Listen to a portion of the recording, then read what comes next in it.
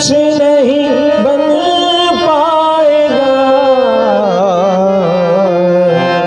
रंग लाती है भक्ति, रंग लाती है ये भक्ति, वेद मिट जाने के बाद कुछ न बिगड़ेगा तेरा, हरि शरण आने के बाद।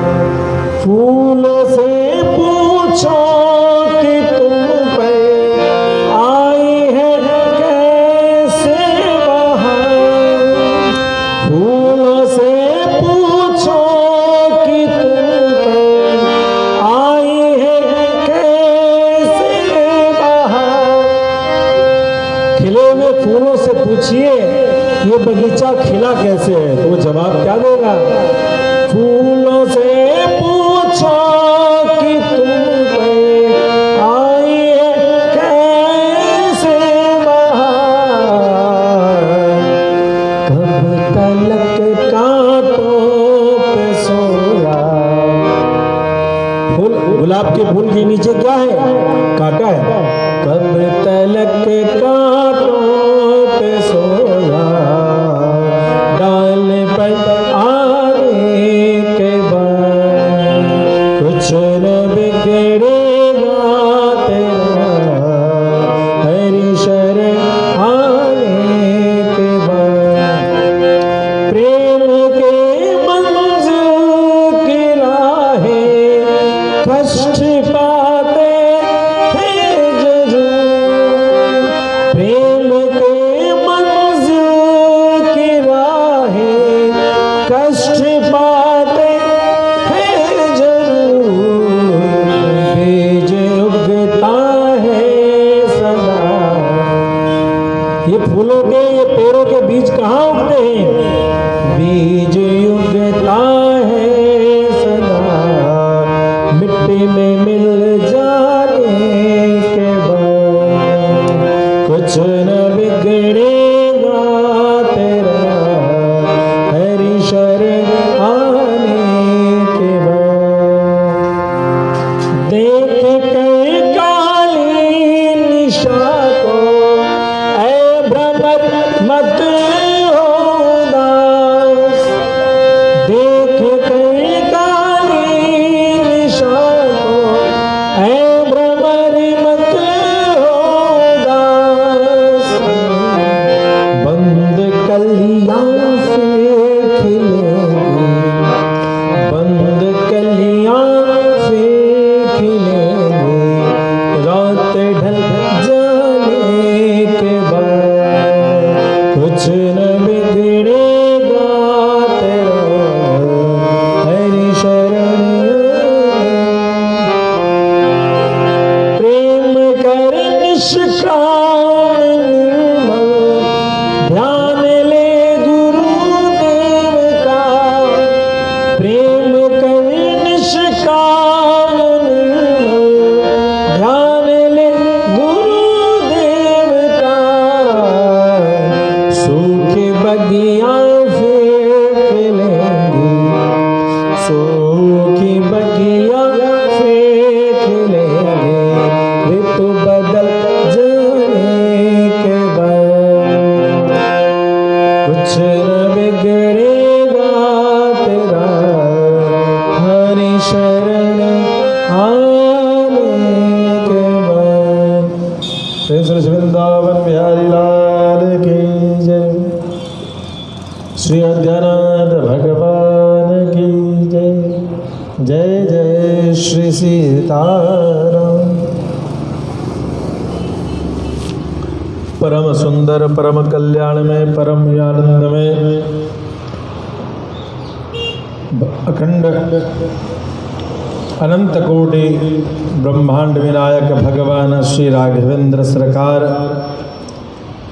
अकारण करुणाधाम, अकारण कृपाधाम, अकारण शरणधाम, शरणागत वत्सल, भक्त वत्सल भगवान श्री राघवेंद्र सरकार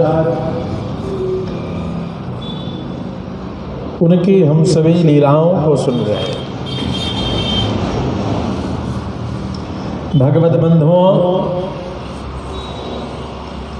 ये राम एक ऐसे महानायक हुए, एक ऐसे आदर्श हुए, एक ऐसे अद्भुत चरित्र हुए जिस चरित्र का गान करते हुए युगों युगों से कई पामर जीव, कई पतित जीव, कई पापी जीव इस पार से उस पार चले जाते हैं। यह घोर कलिकाल है और जैसे अंधकार में घर के किसी कोने में रखे हुए मणि रत्न भी नहीं दिखते, सोने चांदी के पात्र नहीं दिखते, आभूषण नहीं दिखते, ठीक इसी प्रकार से कलयुग के अंधकार में भगवान की कथा में रुचि की अनुपलब्धता हो सिद्ध होती है और भगवान की भक्ति से जीव दूर हो जाता है। पामर जीव बहुत प्रयास करता है लेकिन भगवान की उन श्री चरणों में उसकी प्रीति उत्पन्न नहीं होती है। बाजार में घूमते समय नया टीवी देख करके, नई कंपनी की आई हुई बढ़िया सुंदर टीवी देख करके मन आकर्षित हो जाए और ऐसा लग जाता है कि इस एलसीडी की टीवी को घर ले आए। महंगे बढ़िया सुंदर से सजाए हुए जूते को देख करके मन ऐसा हो जाता है कि ये जूते हम पहन लें। अलग अलग कपड़ों को देखते हुए मन ऐसा करता है कि ये सारे कपड़े हम पहन लें। किनारे लगे हुए जो अलग अलग होटल है, रेस्टोरेंट हैं, ढाबे हैं,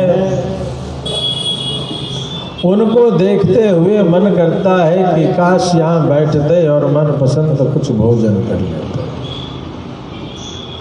इन छोटी छोटी चीजों में मन का लगना बहुत आसान है। मन हो सकता है किसी पेड़ को देख करके आकर्षित हो जाए, ये मन हो सकता है कोई जूते देख करके आकर्षित हो जाए, कोई नदी देख के मन आकर्षित हो जाए। मन पता नहीं किस किस चीज को देख के आकर्षित हो जाए और मन उनके साथ चिपका रहना चाहता है, जुड़ा रहना चाहता है, संबंध बनाए रखना चाहता है। लेकिन वहीं पर जब भगवान की मधुर मंगलमयी कथा, भगवान के मनमोहन स्वरूप को लिए हुए उनकी मूर्ति, भगवान के नाम धुनी की चर्चा होती है तो इस मन को धक्का मार के ले जाना होता है। जूते में मन लग जाएगा, जूते में मन लग जाएगा, कपड़े में मन लग जाएगा। कई बार हम पानी के बोतल को देख के भी मन करता है कि ऐसा बोतल मैं ले आता, मेरे घर में जो फ्रिज का बोतल है वो उतना अच्छा नहीं है। और तभी तो ये छोटे छोटे बाजार प्रतिदिन लगे रहते हैं। आप जाइएगा जहाँ बुद्ध बाजार, मंगल बाजार, गुरु बाजार है, कभी उस बाजार को देख करके सोचिएगा कि भैया इतने कप प्लेट हर बाजार में आते हैं, बिकते हैं, ये जाते कहाँ हैं? शहर की आबादी और बिकने वाले कप प्लेट को देखेंगे तो आपका दिमाग सन्न रह जाएगा कि पुराना डिजाइन हुआ, उसको फेंका, नया डिजाइन ले आए। यह मन इतना चंचल है, और इस चंचल मन को नियंत्रित या इसके ऊपर इसकी समझ बना करके चल रहा दुनिया का व्यापार बहुत तगड़ा है। सच पूछिए तो शरीर के पोषण के लिए चावल दाल रोटी सब्जी चटनी अचार मिल गया बहुत है, लेकिन इस मन के कारण थाली सुंदर, परोसने का तरीका सुंदर और परोसने वाले लोग सुंदर, जहां परोसा जाए वो जगह सुंदर। जितना ये मन को पूर्ति आकर्षित करने वाली चीजें बढ़ती जाएंगी उतना पर प्लेट कॉस्ट बढ़ता जाएगा। मन का ही तो व्यापार है। इस संसार में कुछ नहीं बिक रहा है, कुछ नहीं बिक रहा है, मन बिक रहा है, मन की इच्छा बिक रही है। आपका मन जितना व्यापक, जितना ज्यादा चंचल है, जितना ज्यादा डिमांडिंग नेचर है, उतने आप खर्चीले हैं। और नहीं तो सड़क किनारे लगा हुआ खोमचा और उसमें बन रही कचौड़ी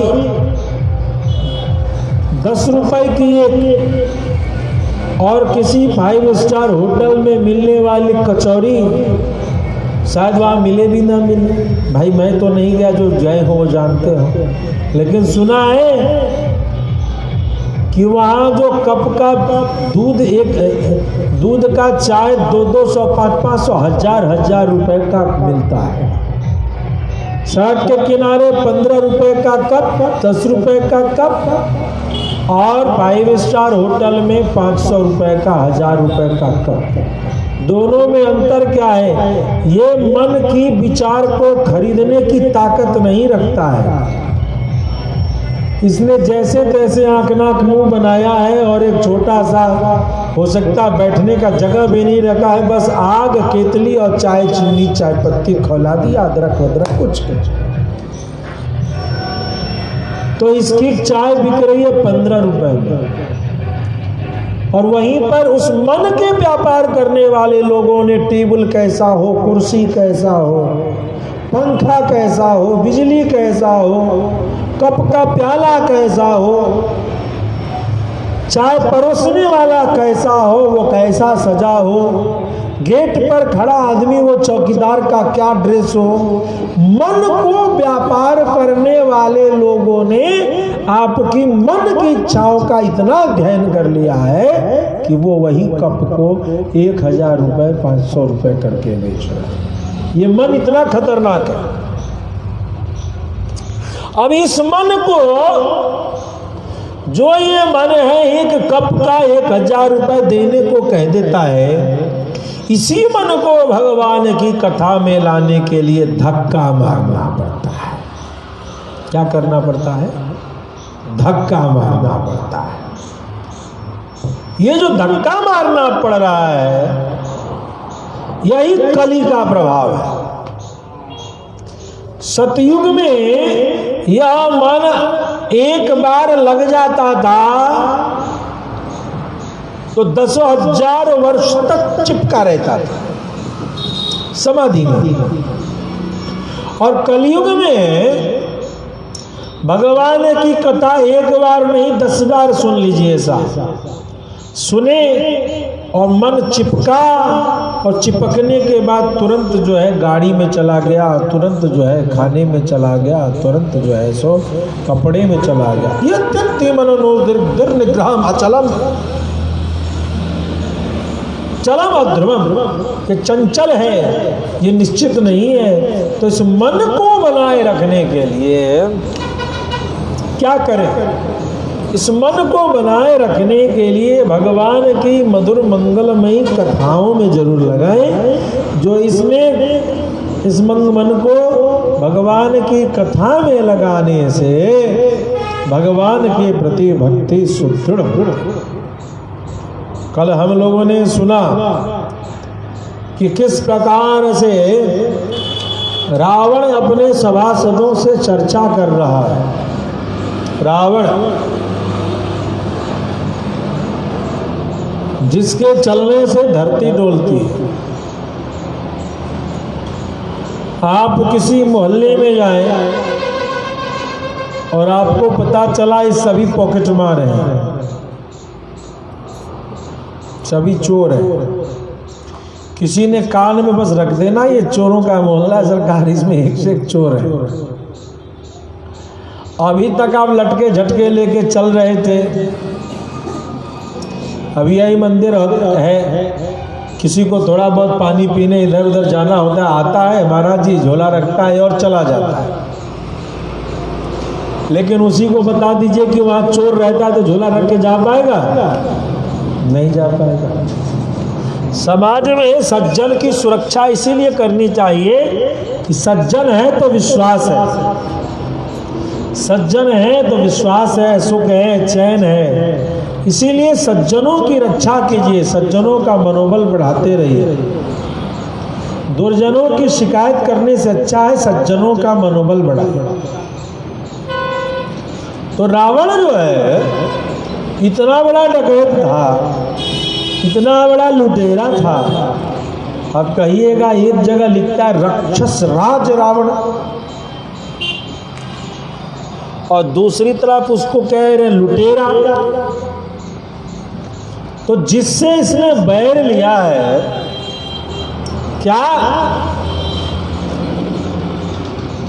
क्या रावण जानता नहीं है कि ये कौन है?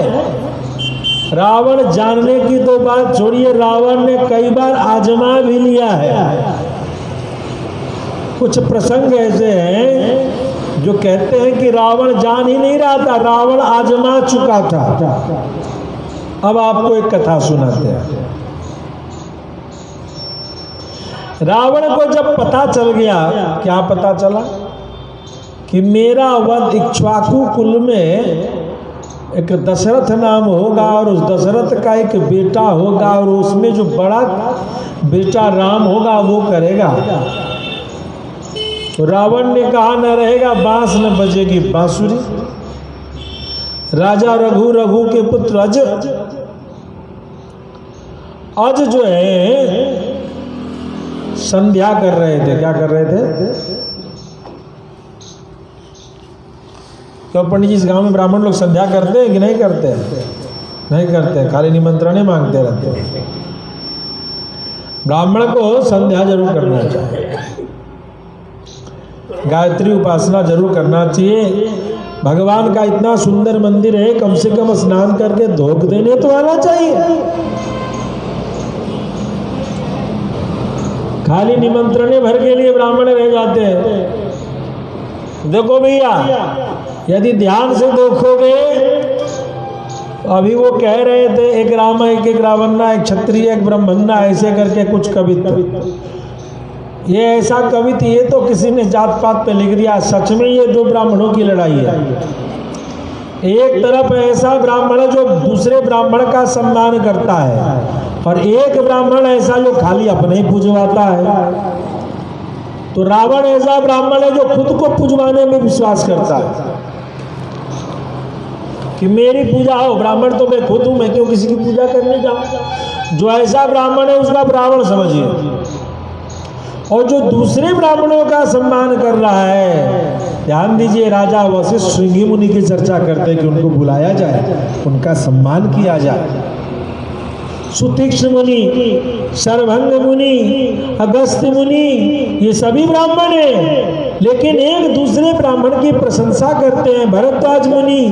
तो ये जितने ब्राह्मण हैं जो ब्रह्मर्षि हैं, ये कौन है?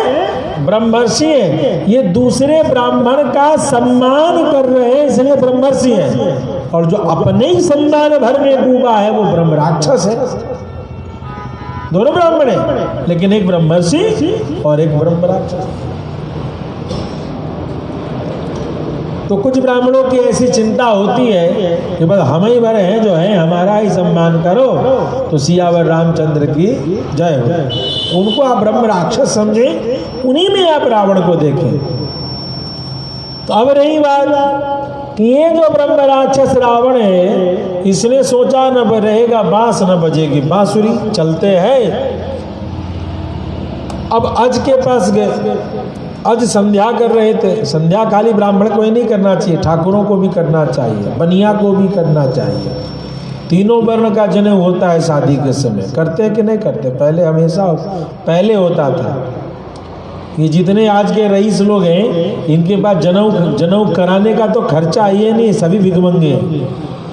जनेऊ का खर्चा बचा लिया, ब्याह के समय बस तागा कंधे पर लटका लिया, शादी हो गया और तागा खूंटे में लटक गया। सियावर रामचंद्र जय जय।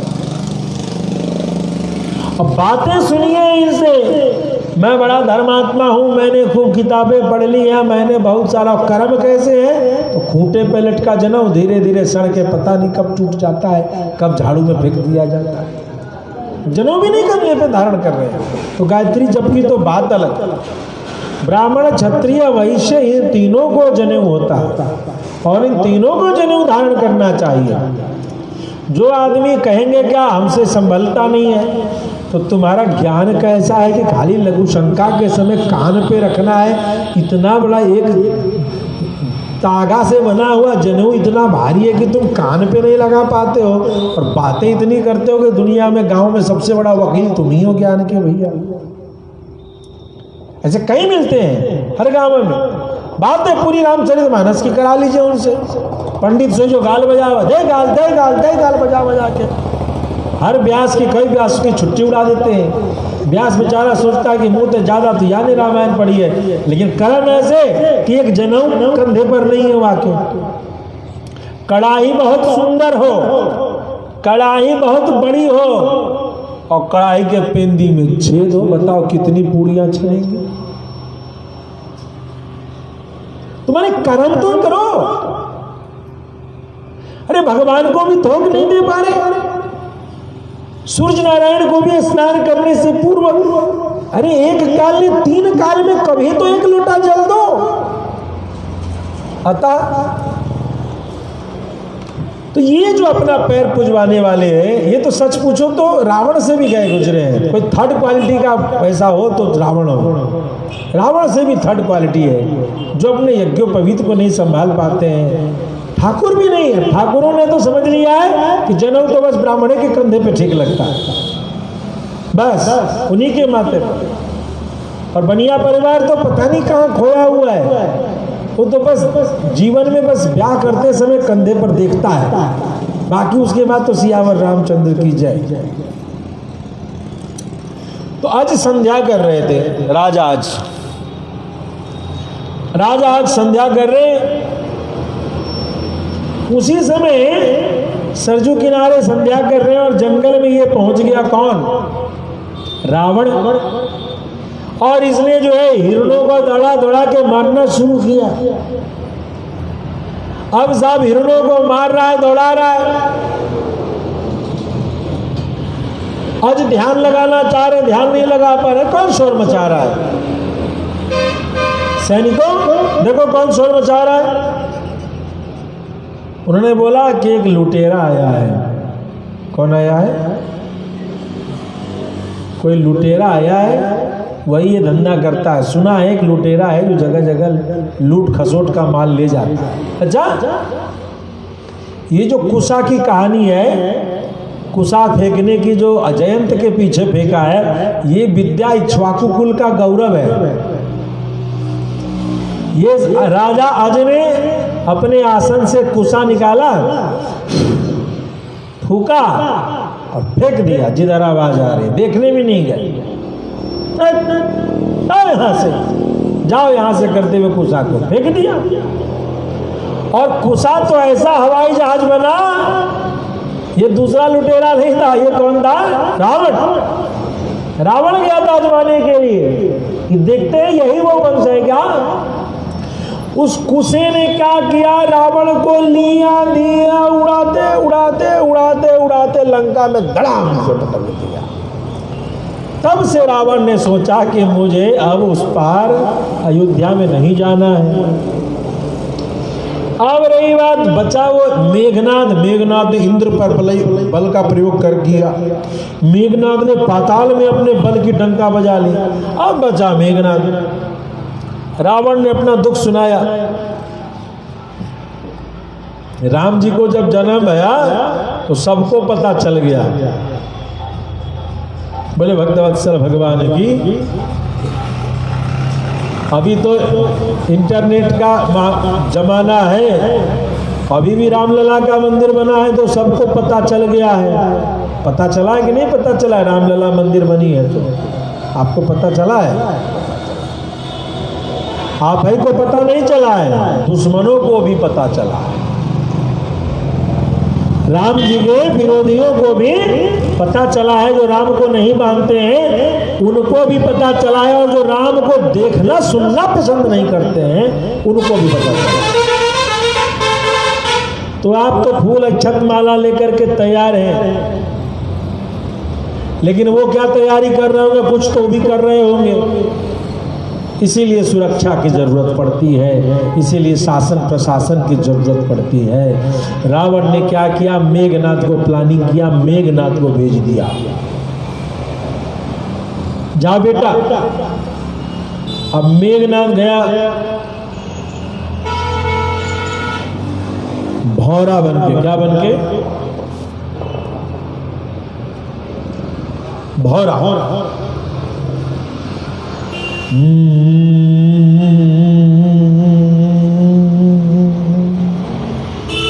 महाराज दशरथ गोदी में खिला रहे लाल जी को। अब लाल जी को गोदी में खिला रहे साथ।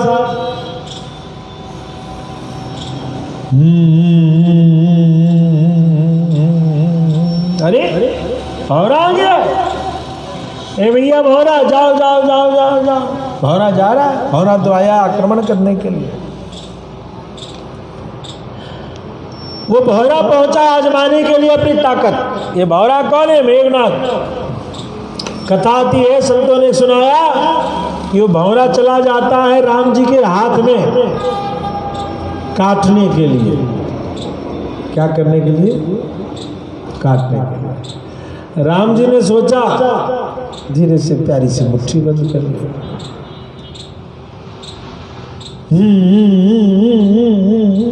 अब राम जी की मुट्ठी बंद, राम जी की मुट्ठी बंद। आजा मैदान में देख ले। राम जी उसको देख रहे हैं, अब वो बेचारा बंद, डिब्बा बंद। लेकिन हमारे महाराज दशरथ ने कहा, ओह क्या कह दिया? राम, निरपराध का वध हमारे इक्ष्वाकु वंश का कोई नहीं करता। रघुवंशी किसी निरपराध का वध नहीं करते। ये भौरा है, इसका कृत्य ही है कमल पर, फूलों पर गुंजन करना। और तुम्हारे हाथ कमल जैसे। कर कंज पद कंजारुणम। कंज मतलब कमल। राम जी के हाथ कैसे? लाल कमल जैसे लाल थे। कर कंज पद कंजारुणम कंदर्प अगणित अमित छवि नवनील नीरज सुंदरम। कर कंज पद कंजारुणम। उनके हाथ कैसे? कमल जैसे देखने में। तो भौरा अपनी प्रवृत्ति के अनुसार ये कृत्य कर रहा है। तो जो कोई भी अपनी प्रवृत्ति के अनुसार वह कृत्य कर रहा हुआ, उसका अपराध नहीं माना जाता है। छोड़ दो बेटा, छोड़। तो मेघनाथ तब से मैदान छोड़ के भाग गया। आज तो फंसा था, लेकिन राम जी ने कहा जा बेटा जा जा। पिता बचन मनतो नहीं ओहू। ये जो राम जी ने कहा लक्ष्मण जी के चोट लगने पर, ये वचन था कि यदि उस दिन मैंने पिता का वचन उस दिन नहीं ध्यान दिया होता तो मेरा भाई यहाँ गिरा नहीं होता। मेघनाथ को तो मैंने कब का देख लिया होता। बोला भक्तवत्सल भगवान की। तो ऐसे भगवान हमारे हैं। ये रावण जान रहा है कौन आ रहा है, इसीलिए रावण डर रहा है। अब रावण डर चुका है।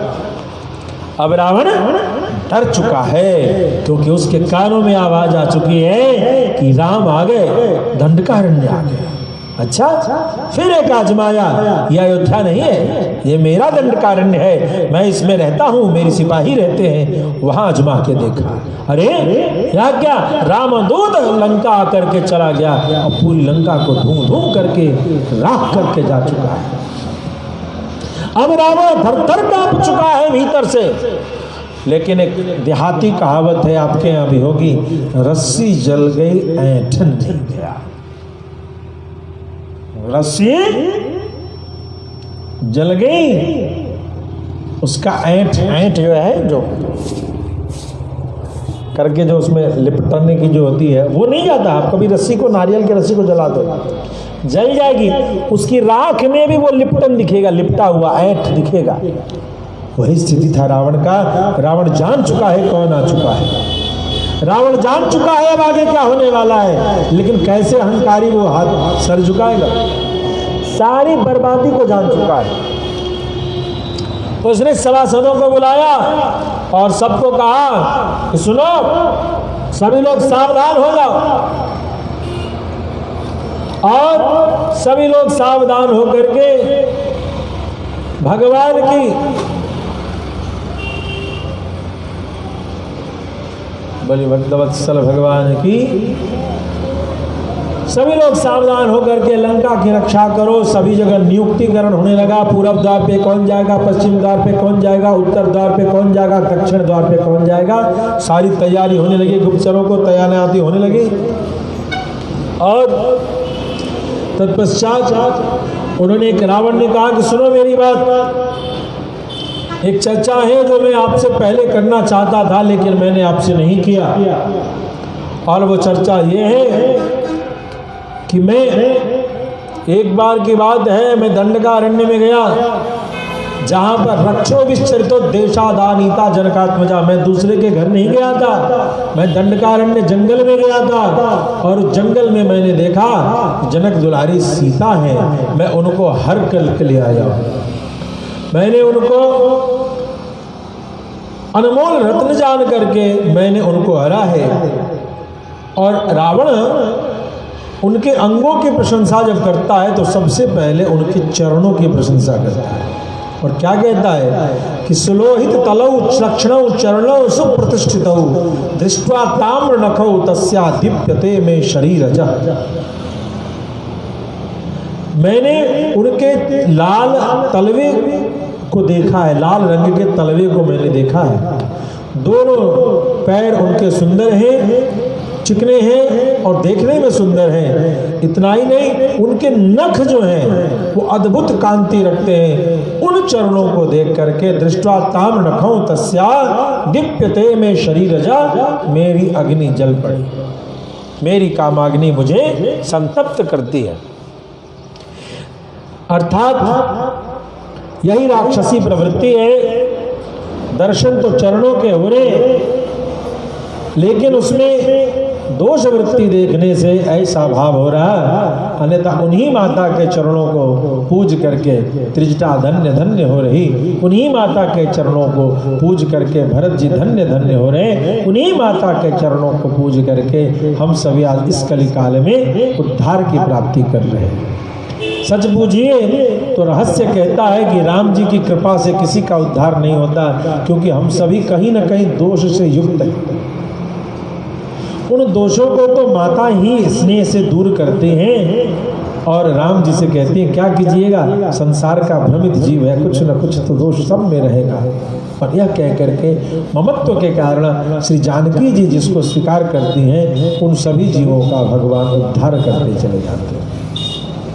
कहते हैं किस प्रकार से उस सीता को मैं हर करके ले आया हूं। अब रावण अपने लोगों के बीच में शेखी बघार रहा है। मैंने उसको कोई परेशान नहीं किया। मैंने क्या किया है कि मैंने उससे कहा कि तुम मेरा वर्ण करो, मुझे स्वीकार करो, लेकिन वह करने को तैयार नहीं है। तो उसने मुझसे 1 साल का समय मांगा है। आज रावण को अपने लोगों के बीच में झूठ बोलना पड़ गया। यह झूठ बता रहा है कि रावण आत्मविश्वास खो गया। सच तो यह है कि माता जानकी ने तो एक पल की भी याचना नहीं की थी उससे। रावण ने स्वयं 1 वर्ष का समय मांगा था, लेकिन वो अपने सभासदों को क्या कह रहा है कि उसने मुझसे 1 वर्ष का समय मांगा है। और यही सुन करके मैंने उसको 1 वर्ष का समय दे दिया। प्रेम से भक्तवत्सल भगवान की मैंने 1 साल का समय दे लिया और आज उस काम पीड़ा से मैं थका हुआ सा अनुभव करता हूं। हे सभासदों, आप सभी मुझ पर कृपा करें।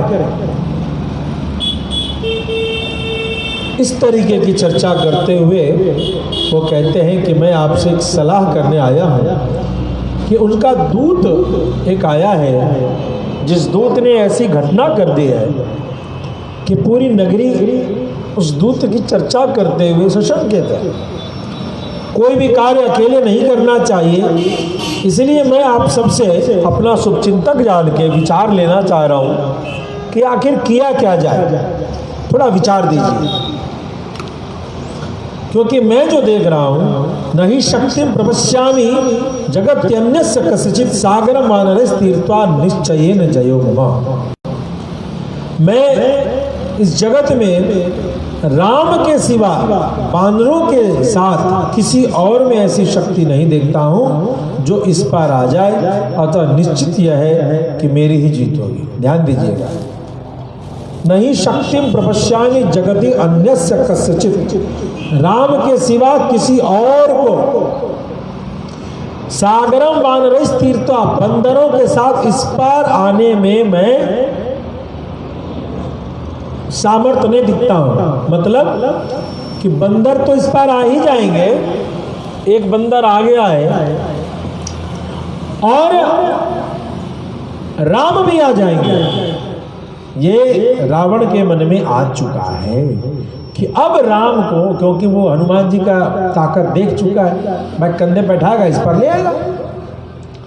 तो इस तरीके से अब रावण मान चुका है कि राम जी बंदरों के साथ इस पार जरूर आ जाएंगे। बोल भक्तवत्सल भगवान की। ऐसी स्थिति है साहब, क्या करें? राय विचार दीजिए।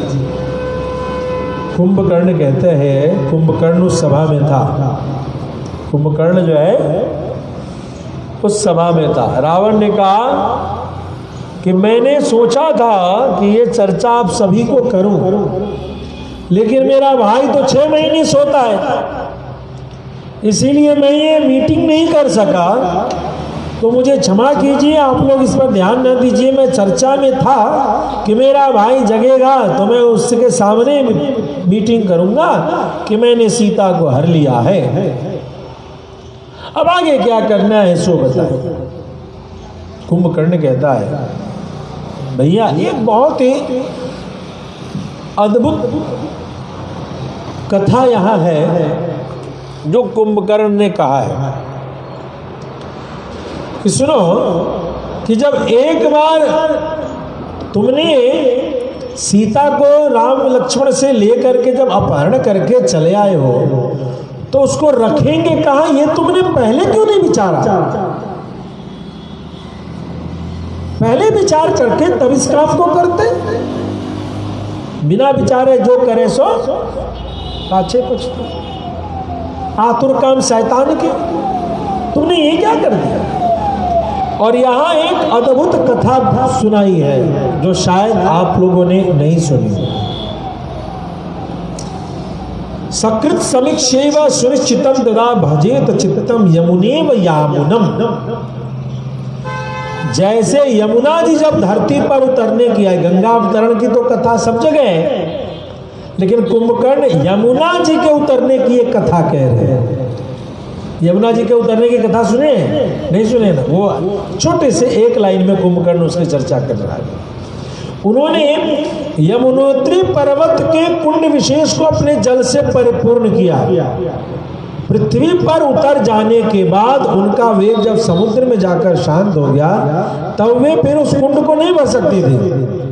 उसी प्रकार तुमने भी जब विचार करने का अवसर था तो हमारे साथ विचार नहीं किया, सब बिगड़ गया, आप विचार कर रहे हो। मतलब यमुनोत्री में जो कुंड है यमुनोत्री में, जो गंगोत्री यमुनोत्री दर्शन करने गए, तो पहले यमुना जी उस यमुनोत्री कुंड में आई और उससे छलक छलक के तब नीचे धरती पर अन्य जगह पर आई। अब यदि तुम कहो कि पहले समुद्र में चली जाती और फिर उस कुंड में जाती, तो ऐसा उल्टा तो क्रम होता नहीं मेरे भाई। तो तुम तो पहले समुद्र में जा चुके हो और अब बात कुंड की कर रहे हो। तुमने युद्ध छेड़ लिया। यहां समुद्र कौन है? राम और राम की अथाह सेना। तुम वहां जा चुके, तुमने वहां ललकार मार दी। और कुंड कौन है? ये छोटी सी लंका। और जमुना कौन है? माता जानकी। तुमको करना क्या था? तुमने ही तो इस विषय को बड़ा कर दिया। अब क्या होगा मेरे भाई?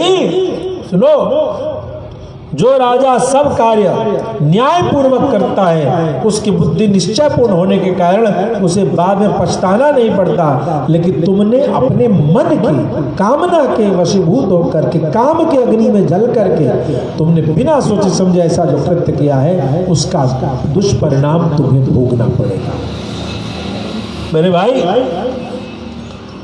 फिर भी चपलता के साथ किए गए इस कृत्य को जब तुमने कर ही दिया है, तो युद्ध में हमारा पराक्रम देखना। मैं पूरी दृढ़ता के साथ युद्ध करूंगा और राम लक्ष्मण के साथ उस पूरी वानरी सेना का मैं नाश करूंगा। तुम निश्चिंत रहो, लंका विजय प्राप्त करेगी, राक्षस राज रावण विजय प्राप्त करेंगे, मेरा विश्वास करो, जाओ। इस तरीके की बात कहते हैं प्रेम से भक्त वत्सल भगवान की। वहां पर एक इस चर्चा में कुंभकर्ण भाई है और उसने रावण के अनियोजित कार्य की शैली की निंदा भी की और साथ में कहा कि मैं अवश्य में आपका साथ दूंगा।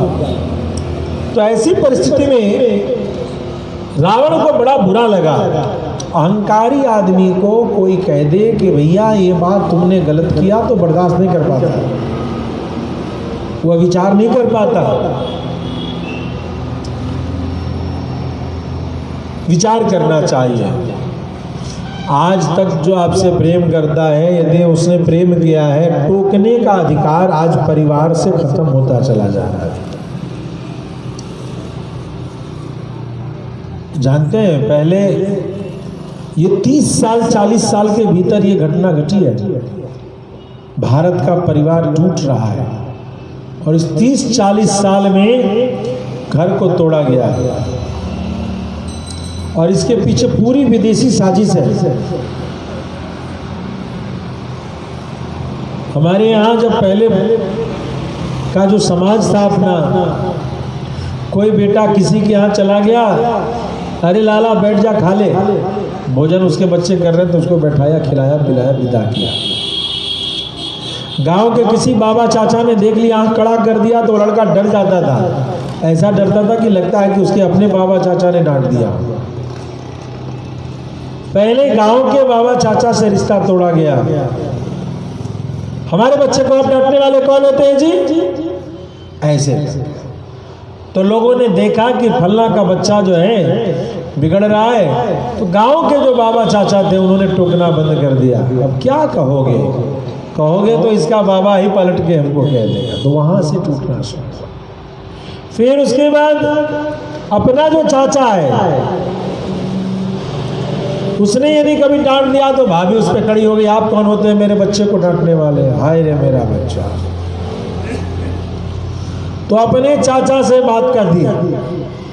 अब अपना चाचा माथा पीटता है देख करके, क्या कहें इसको, कुछ कह भी नहीं पाते, कुछ कहते हैं तो अर्रा पड़ता। जब अपने चाचा से, ये सभी 30-40 साल के भीतर ये हमारा गांव घर टूटा है, ज्यादा लंबा सफर नहीं है, 40 साल पहले। सभी बूढ़े इसके साक्षी हैं। धीरे धीरे क्या घटना घटी कि आज पति पत्नी को नहीं टोक पा रहा है। यदि टोक दिया तो दहेज प्रथा का केस ठोक देती है।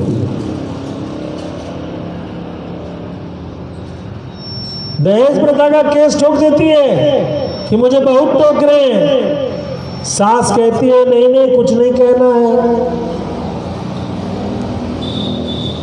जो सास नहीं मानती है उस घर में तो हत्या हो जाता है, वो भी गलत है। और जो सास मानने वाली तो कहीं बहू उसको दबा के रखती है, वो डर के मारे ज्यादा टोकती नहीं है। इसलिए नहीं टोकती है कि कह देंगे तो 100 झूठे मिल जाएंगे मायके वाले, सबका कमीशन सेट हो जाएगा और बढ़िया दहेज प्रथा का केस ठोकेगा। फिर लड़की दूसरा ब्याह करने को तैयार है। और कुछ लड़कियों ने तो ये दहेज प्रथा का लीला करके 5-5, 10-10 शादी तक कर लिया है। ऐसे लड़कियां पकड़ा रही हैं, ये कारोबार कर लिया है। 1-2 साल किसी के साथ रहना, उसे शादी करना, इतना प्यार करना कि शादी कर लेना, और शादी करने के बाद 6 महीने बाद उसको फंसाना दहेज प्रथा के मैटर में कि या तो तुम इतना माल दो, नहीं तो केस मैंने ठोका।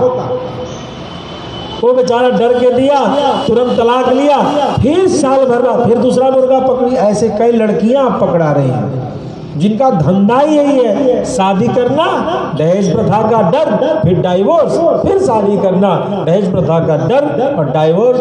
5-7 साल में करोड़पति लड़की हो गई। साहब सियावर रामचंद्र की जय। ये कलयुग है और इतना अपराध समाज में चल रहा है, इससे बचना चाहिए। ये ठीक नहीं है। हम जा कर रहे उस धन से, जिस धन से मान की प्राप्ति न हो, सम्मान की प्राप्ति नहीं हो, उस धन का क्या करोगे?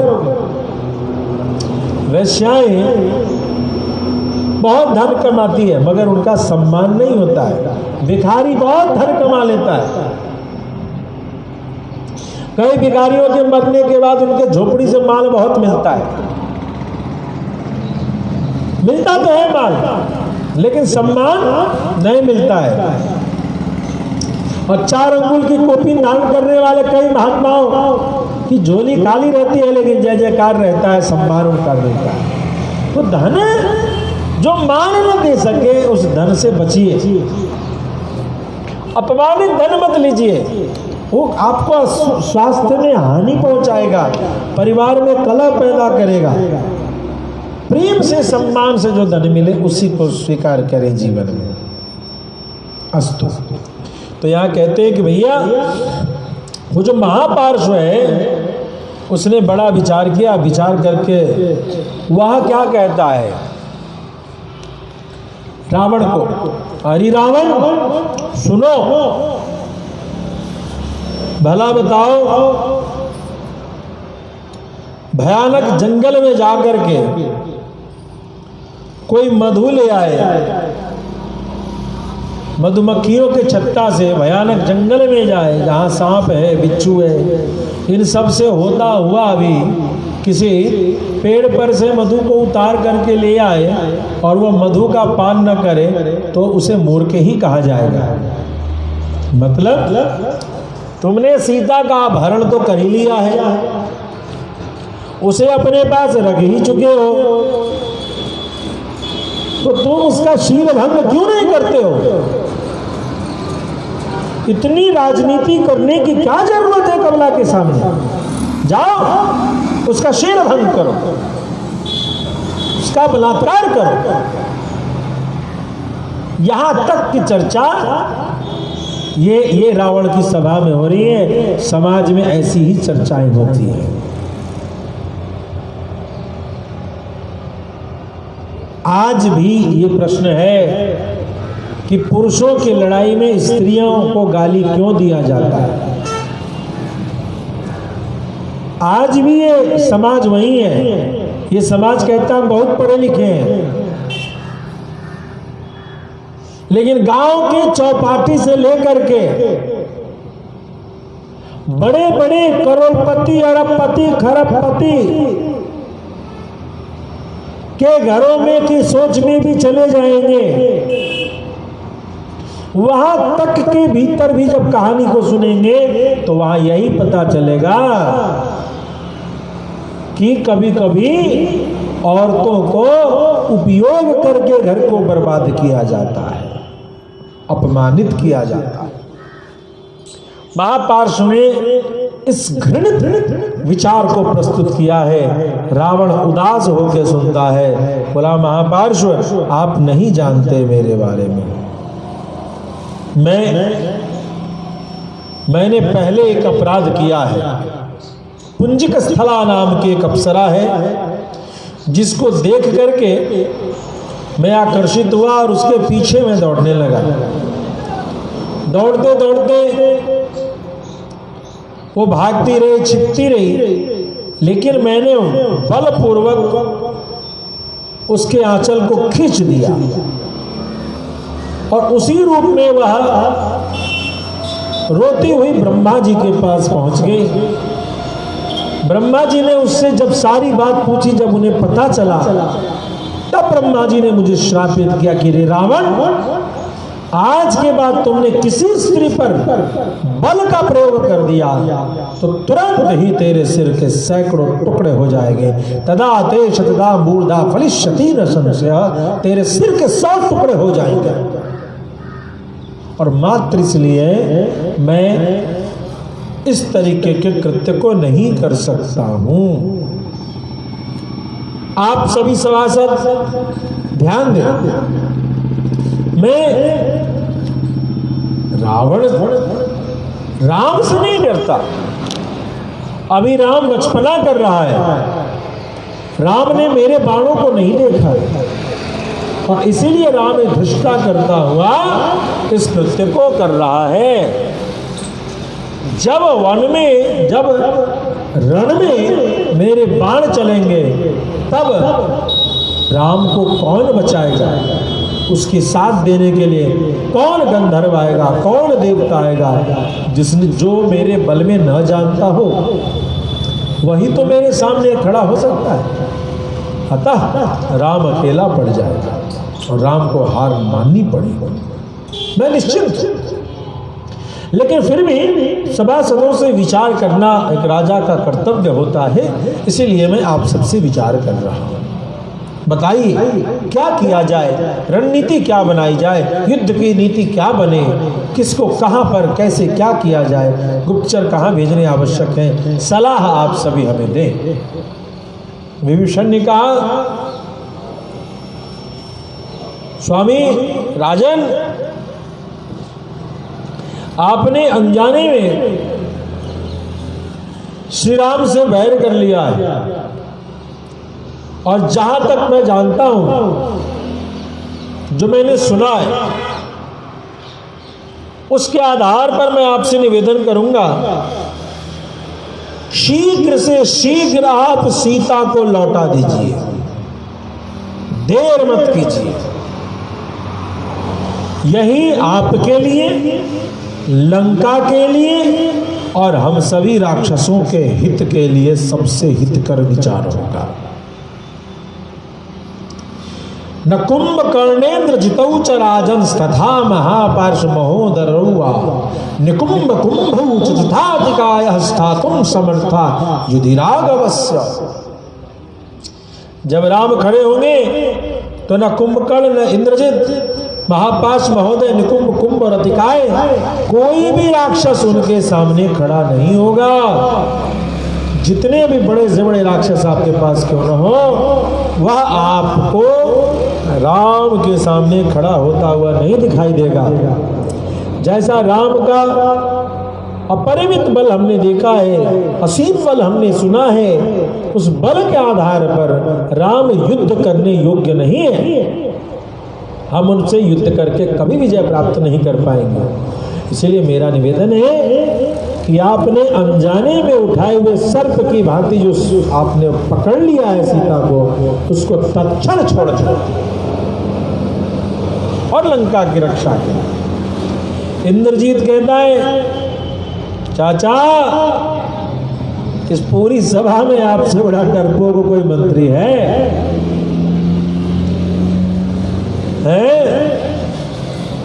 भूल भूल गए? मैंने इंद्र को पटाखा लगाया था, मैं ही वो हूं जिसने हाथी के दोनों दांत उखाड़े थे।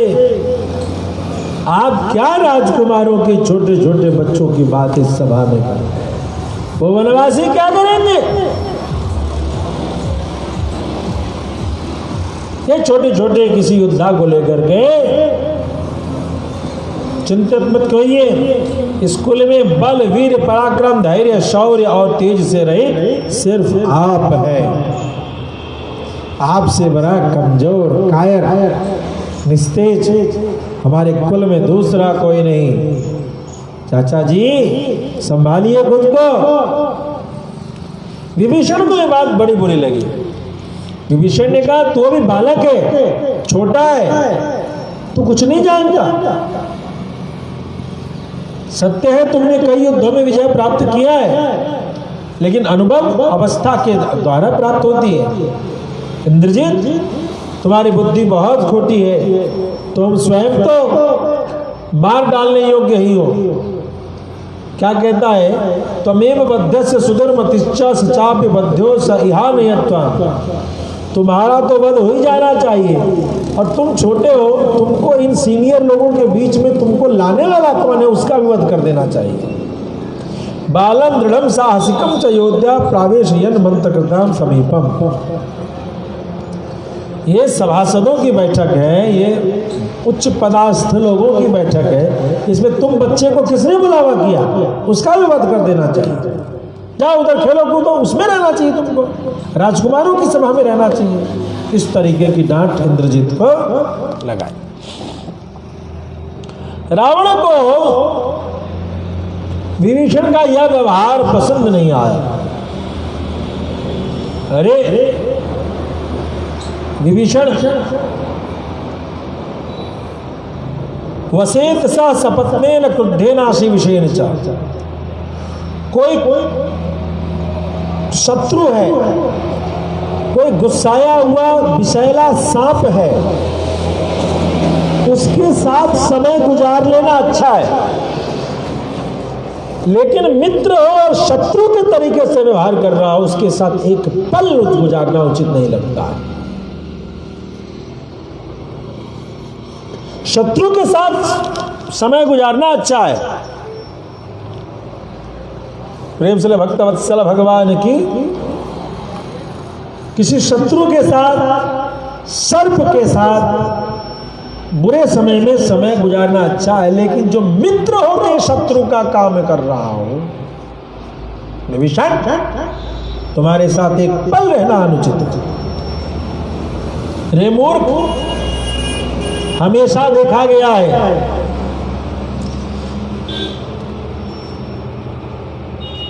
कि अपने ही लोग अपने लोगों को ज्यादा कष्ट देते हैं।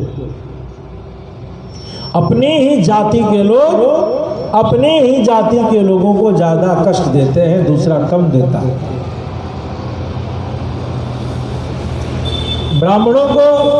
ब्राह्मणों से ही ज्यादा भय लगता है और उनसे ज्यादा भय होता है। क्यों? एक ब्राह्मण की बीमारी होती है कि दूसरे ब्राह्मण की प्रतिष्ठा देखे कि उसको कैसे लगनी लगाए। मेरी प्रतिष्ठा नहीं हो रही, इसकी प्रतिष्ठा कैसे हो रही। अपनी ही जाति के लोग एक दूसरे को चोट और पेंच लगाते रहते हैं। अच्छा, ब्राह्मण की उदाहरण दे दिया गया तो लोग क्या ऐसा क्षत्रिय में नहीं होता? ऐसा नहीं है। एक भिखारी दूसरे भिखारी के बीच में कंपटीशन जबरदस्त चलता है। यदि मोड़ पर कोई भिखारी हो और नंबर 2 पे कोई हो, नंबर 1 पर कोई मोड़ है, मंदिर की सीढ़ी का पहला भिखारी, फिर दूसरा भिखारी, फिर तीसरा भिखारी, तो पहला भिखारी किसी दिन नहीं आए तो दूसरा वाला सट आगे बढ़ जाता है। 5 दिन बाद जब उसकी तबीयत ठीक होकर के आती है तो वो भिखारी कहता है मेरी जगह पे क्यों बैठे हो, तुम अपने जगह पे बैठो। तो वो कहेगा कि तुम्हारे बाप का लिखाया हुआ है क्या? अरे तुम भी भिखारी, हम भी भिखारी। नहीं, पहला नंबर पर मैं बैठता था। तो दोनों भिखारियों के बीच लट्ठ बजता है। किस चीज का लठ बज रहा है? भीख मांगने का लठ बज रहा है। तो आपस में ईर्ष्या अच्छे अच्छे परिवार को जला देती है। जंगल को जलाने के लिए कोई माचिस बाहर से नहीं चाहिए। दो सूखे सूखे बांस हवा के घर्षण से जेठ में आपस में रगड़ते रगड़ते रगड़ते रगड़ते गर्म होते हैं। गर्म होकर धुआं निकलता है, धुएं से चिंगारी बनती है। वह चिंगारी सूखे सूखे पत्तों पे जाती है, उन पत्तों में अग्नि का प्रवेश होता है और धुआं धू करके पूरा जंगल जल के राख हो। ठीक इसी प्रकार से बांस ही बांस को जला दे रहा है जंगल में। तुम्हारे ही वंश के लोग, तुम्हारी ही जाति के लोग, तुम तो अपना जान करके उसे सारी बात कह देते हो, और जब वो पलटता है उन्हीं बातों के बल पर तुम्हारा सियावर रामचंद्र की जय जय। तुम्हारे घर में कितने दरवाजे हैं, कौन दरवाजा कमजोर है, कौन दरवाजा मजबूत है, कौन पेटी में क्या रखा, सब उसको पता है। इसीलिए जब भी कोई बहुत बड़ा अपराध होता है तो पुलिस भी जानती है, सामाजिक लोग भी जानते हैं कि बिना घर के किसी के मिले घटना हुआ कैसे। भाई चोर को इतनी जानकारी मिली कैसे? कोई तो है जो इस घर में था। रावण भी कहता है कि तू वैसा ही है। सुन, इस तरीके की बात तो करता है। एक बार की बात है, हाथ में फंदा लिए आते हुए देख करके कुछ लोग जब आ रहे थे तो हाथियों ने एक बात कही थी। क्या कही थी? नान्यानि शस्त्राणि नरः पाशा भयावहा घोरा स्वार्थ प्रयुक्तास्तु ज्ञात यो नो भयावह। हाथी कह रहे थे कि देखो, हमें अग्नि से, दूसरे अस्त्र शस्त्र से, कोई पास से ये जो बंधन दिखा रहा है लोग, हमें उनसे भय नहीं है। हमें भय है तो अपनी जाति भाई से ही, हमें उन्हीं से भय है। क्यों? हाथी कब फंसता है? जब हथनी का आकार किसी जगह पे लगा दिया जाता है तो हाथी फंस जाता है। या कोई पालतू हाथी को देख करके दूसरे हाथी फंस जाते हैं। तो इस तरीके से, इसलिए तुम जो हो यह उचित नहीं है। जैसे एक बहुत ही सुंदर यहाँ कहते हैं, विद्यते गोषु संपन्नम विद्यते गातितो भयम विद्यते स्त्रीषु चापल्यम विद्यते ब्राह्मणे तपः। गाय में दूध होता है, दही होता है, घी होता है, इसमें कोई शंका नहीं। गाय दूध दही घी देगी। स्त्रियां चंचल होती हैं और ब्राह्मणों में तपस्या रहती है। वैसे ही जाति भाइयों से डर जरूर होता है। आपके अपने परिवार के चाचा ताऊ से आपको कितना डर लगता है? लगता है कि नहीं लगता है? अपने ही चाचा ताऊ से ज्यादा डर लगता है, ज्यादा पेच लगाते हैं। कभी कभी तो ऐसी ऐसी बात सुनने को मिल जाती है। इन्हीं बातों को सुन सुन करके जो बच्चे हैं वो भ्रमित हो जाते हैं कि हम इनको ताऊ कह रहे हैं, ये हमको क्या सोच रहे हैं। ये भी तो हमको बच्चा समझे, ये भी तो हमें अपना समझे। इस तरीके की चिंता और इस तरीके की चर्चा करते हैं। यद्यपि विभीषण जो है बहुत सारी बात कह रहा था, लेकिन विभीषण ने उनका अपमान किया रावण ने, और बहुत कठोर पूर्ण बातें हुए कहा कि तेरे साथ एक पल रहना मुझे अच्छा अब नहीं लगता है। तू अब यहाँ ज्यादा देर भी रह गया तो अवश्यमेव अपने प्राणों से तुझे हाथ धोना पड़ जाएगा। इस तरीके की बात कहते हैं। विभीषण इस अपमानजनक बात को सुनते हुए तुरंत विभीषण उत्पाद गदा पाणिस चतुर्भी स राक्षसैः ही अपने हाथ में गदा लेकर के विभीषण आकाश में चार के साथ उड़ गए। और उड़ करके उन्होंने बोला, हे राजन, मीठी मीठी बातें बोल करके तुम्हारा अप्रिय कराने वालों की भीड़ में तुम लगे रहते हो, लेकिन अप्रिय होता हुआ तुम्हारे कल्याण की बात करने की सामर्थ्य तुम खो चुके हो।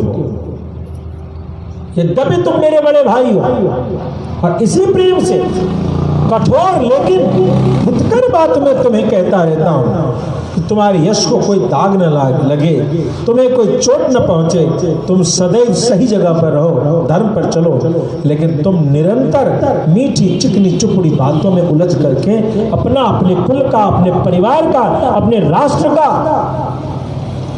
सत्यानाश सर्वनाश करने के लिए आगे बढ़ रहे हो। मैं तुम्हारा हितैषी हूं, लेकिन फिर भी तुमने मेरा अपमान किया है, यह बड़ा अनुचित। कहते हैं उधर तुरंत उस पार से इस पार विभीषण जो है चारों के साथ, 4 राक्षसों के साथ उस पार से इस पार चले आते हैं। बोलो भक्तवत्सल भगवान की, श्री राम लला भगवान की।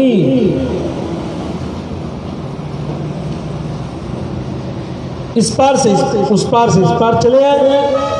अब जब इस पार चले आए, सुग्रीव आदि ने देखा, उन्हें पकड़ लिया गया, ले आया गया, और आकाश में स्थित होकर के सुग्रीव और वानरों को वो बोलता है विभीषण कि भैया मैं रावण का भाई विभीषण, और ये मेरे 4 साथ में मेरे सचिव हैं, मेरे सेवक हैं। सुनो, मैंने बारंबार रावण से प्रार्थना की है कि सीता का आप त्याग कर दें, राम जी को प्रदान कर दें, लेकिन वह मानने को तैयार नहीं है, और उसने मुझे बहुत कठोर कठोर बातें की। कठोर ही नहीं, मुझे दास की भांति मेरा अपमान किया है, यद्यपि मैं उनका अपना भाई हूँ, और इसीलिए मैं अपने त्यक्त्वा पुत्रां च दारां च राघवं शरणं गतः, मैं अपने पत्नी, अपने पुत्र, इन सब को छोड़ करके भगवान श्री राम के शरण में आया हूँ। जो समस्त लोगों को शरण देने वाले ऐसे भगवान श्री राघवेंद्र सरकार हैं, आप उनको यह सूचना दीजिए कि शरणार्थी विभीषण उनकी सेवा में उपस्थित हुआ है। बोल भक्तवत्सल भगवान की। सुग्रीव ने जाकर के राम लक्ष्मण को सुनाया, प्रभु वो आया है विभीषण अपने 4 भाइयों के साथ में, और इस प्रकार से वहां उपस्थित होकर के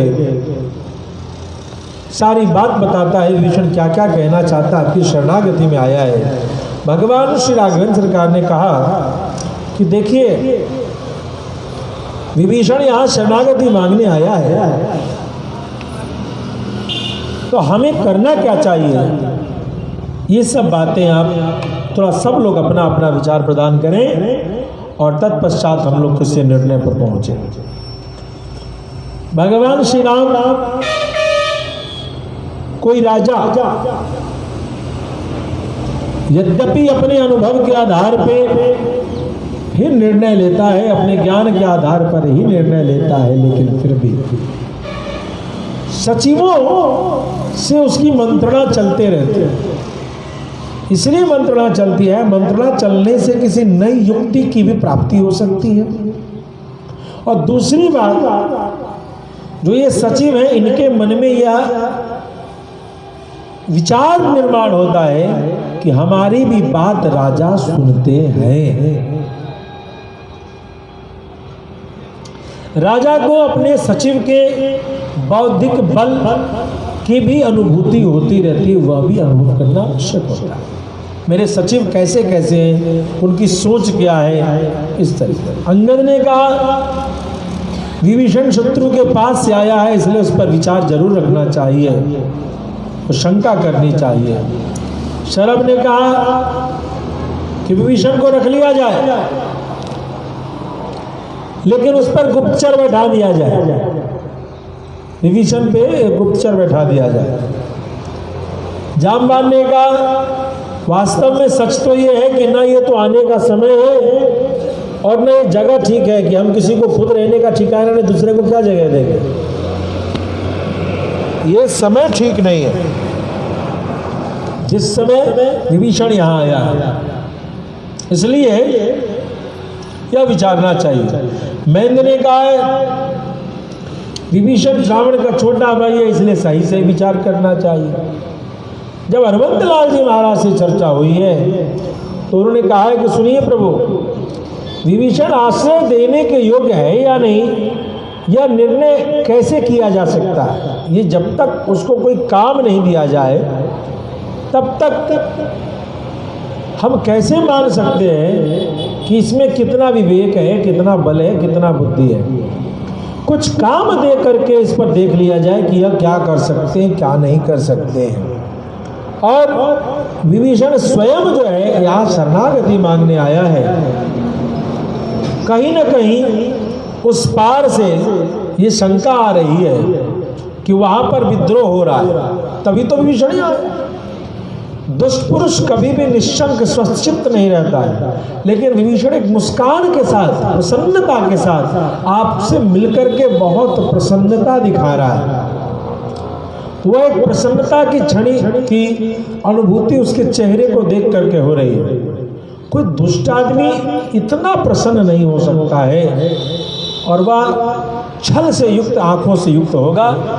इसलिए ऐसा लग रहा है कि यह सब कुछ जानता है कि आप के द्वारा बाली का वध हुआ, सुग्रीव का राज्याभिषेक हुआ, रावण कितना झूठ बोलता है, सच बोलता है, यह वह भी जानता है, और आपके सत्यनिष्ठा को भी जानता है। इस सब को जानने के बाद उसका यहाँ आना तर्क संगत लगता है कि कोई भी अपने किसी श्रेष्ठ के पास जा सकता है, इसलिए इसको अपने पास स्वीकार करने में कोई भाव नहीं। भगवान श्री राम कहते हैं कि जब मित्र भाव से यहाँ आया है तो इसका तिरस्कार न करके इसको स्वीकार ही कर लेना चाहिए।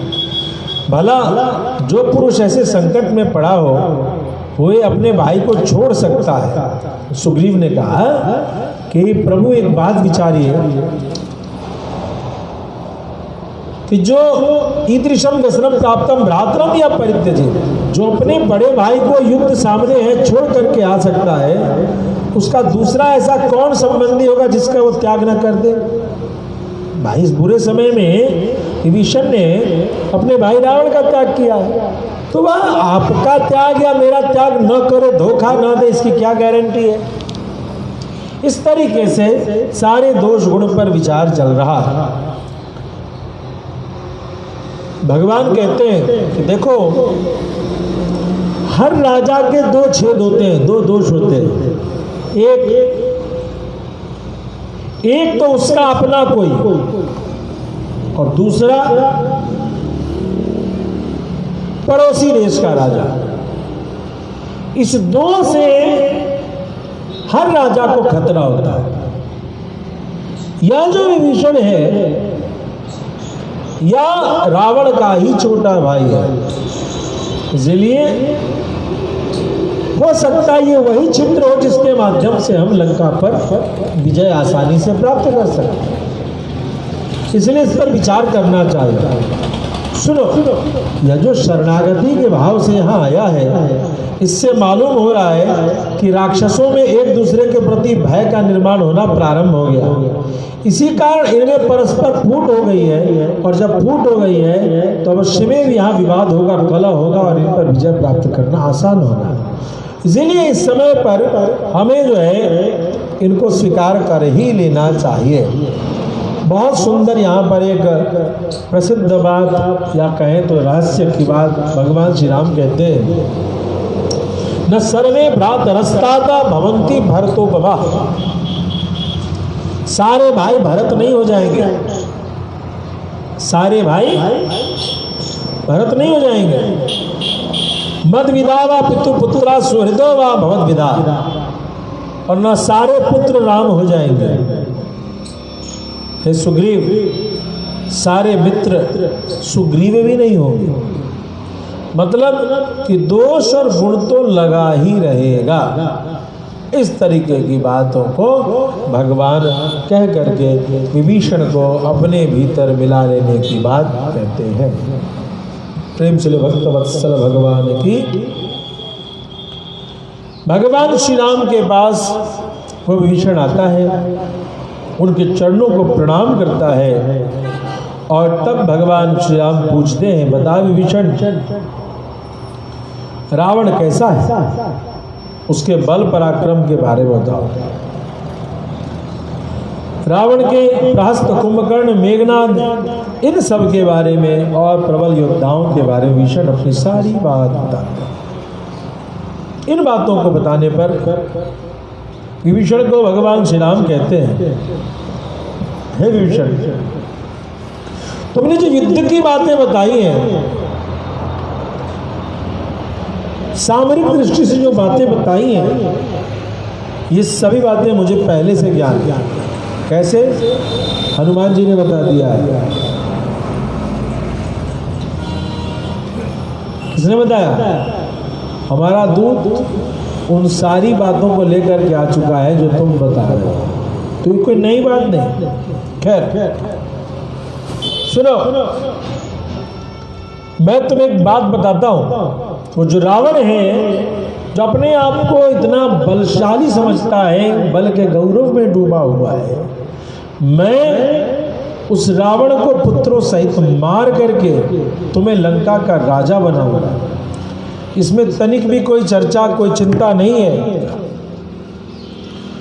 मैं अपने तीनों भाइयों की सौगंध खा के कहता हूं, अहम त्वा रावणं सख्ये अहत्वा रावणं संख्ये सपुत्र जन बांधवम् अयोध्यां न प्रवक्ष्यामि त्रिभिस्तैर्भ्रातृभिः शपे। मैं तीनों भाइयों की शपथ खा के कहता हूँ, लक्ष्मण, भरत और शत्रुघ्न, इन तीनों भाइयों की सौगंध खा करके कहता हूं, मैं पुत्र, भृत्य, भृत्य मतलब दास, इन सब से युक्त रावण का वध कर किए बिना मैं अयोध्यापुरी में प्रवेश नहीं करूंगा। हे विभीषण, तुम निश्चिंत रहो। फिर वो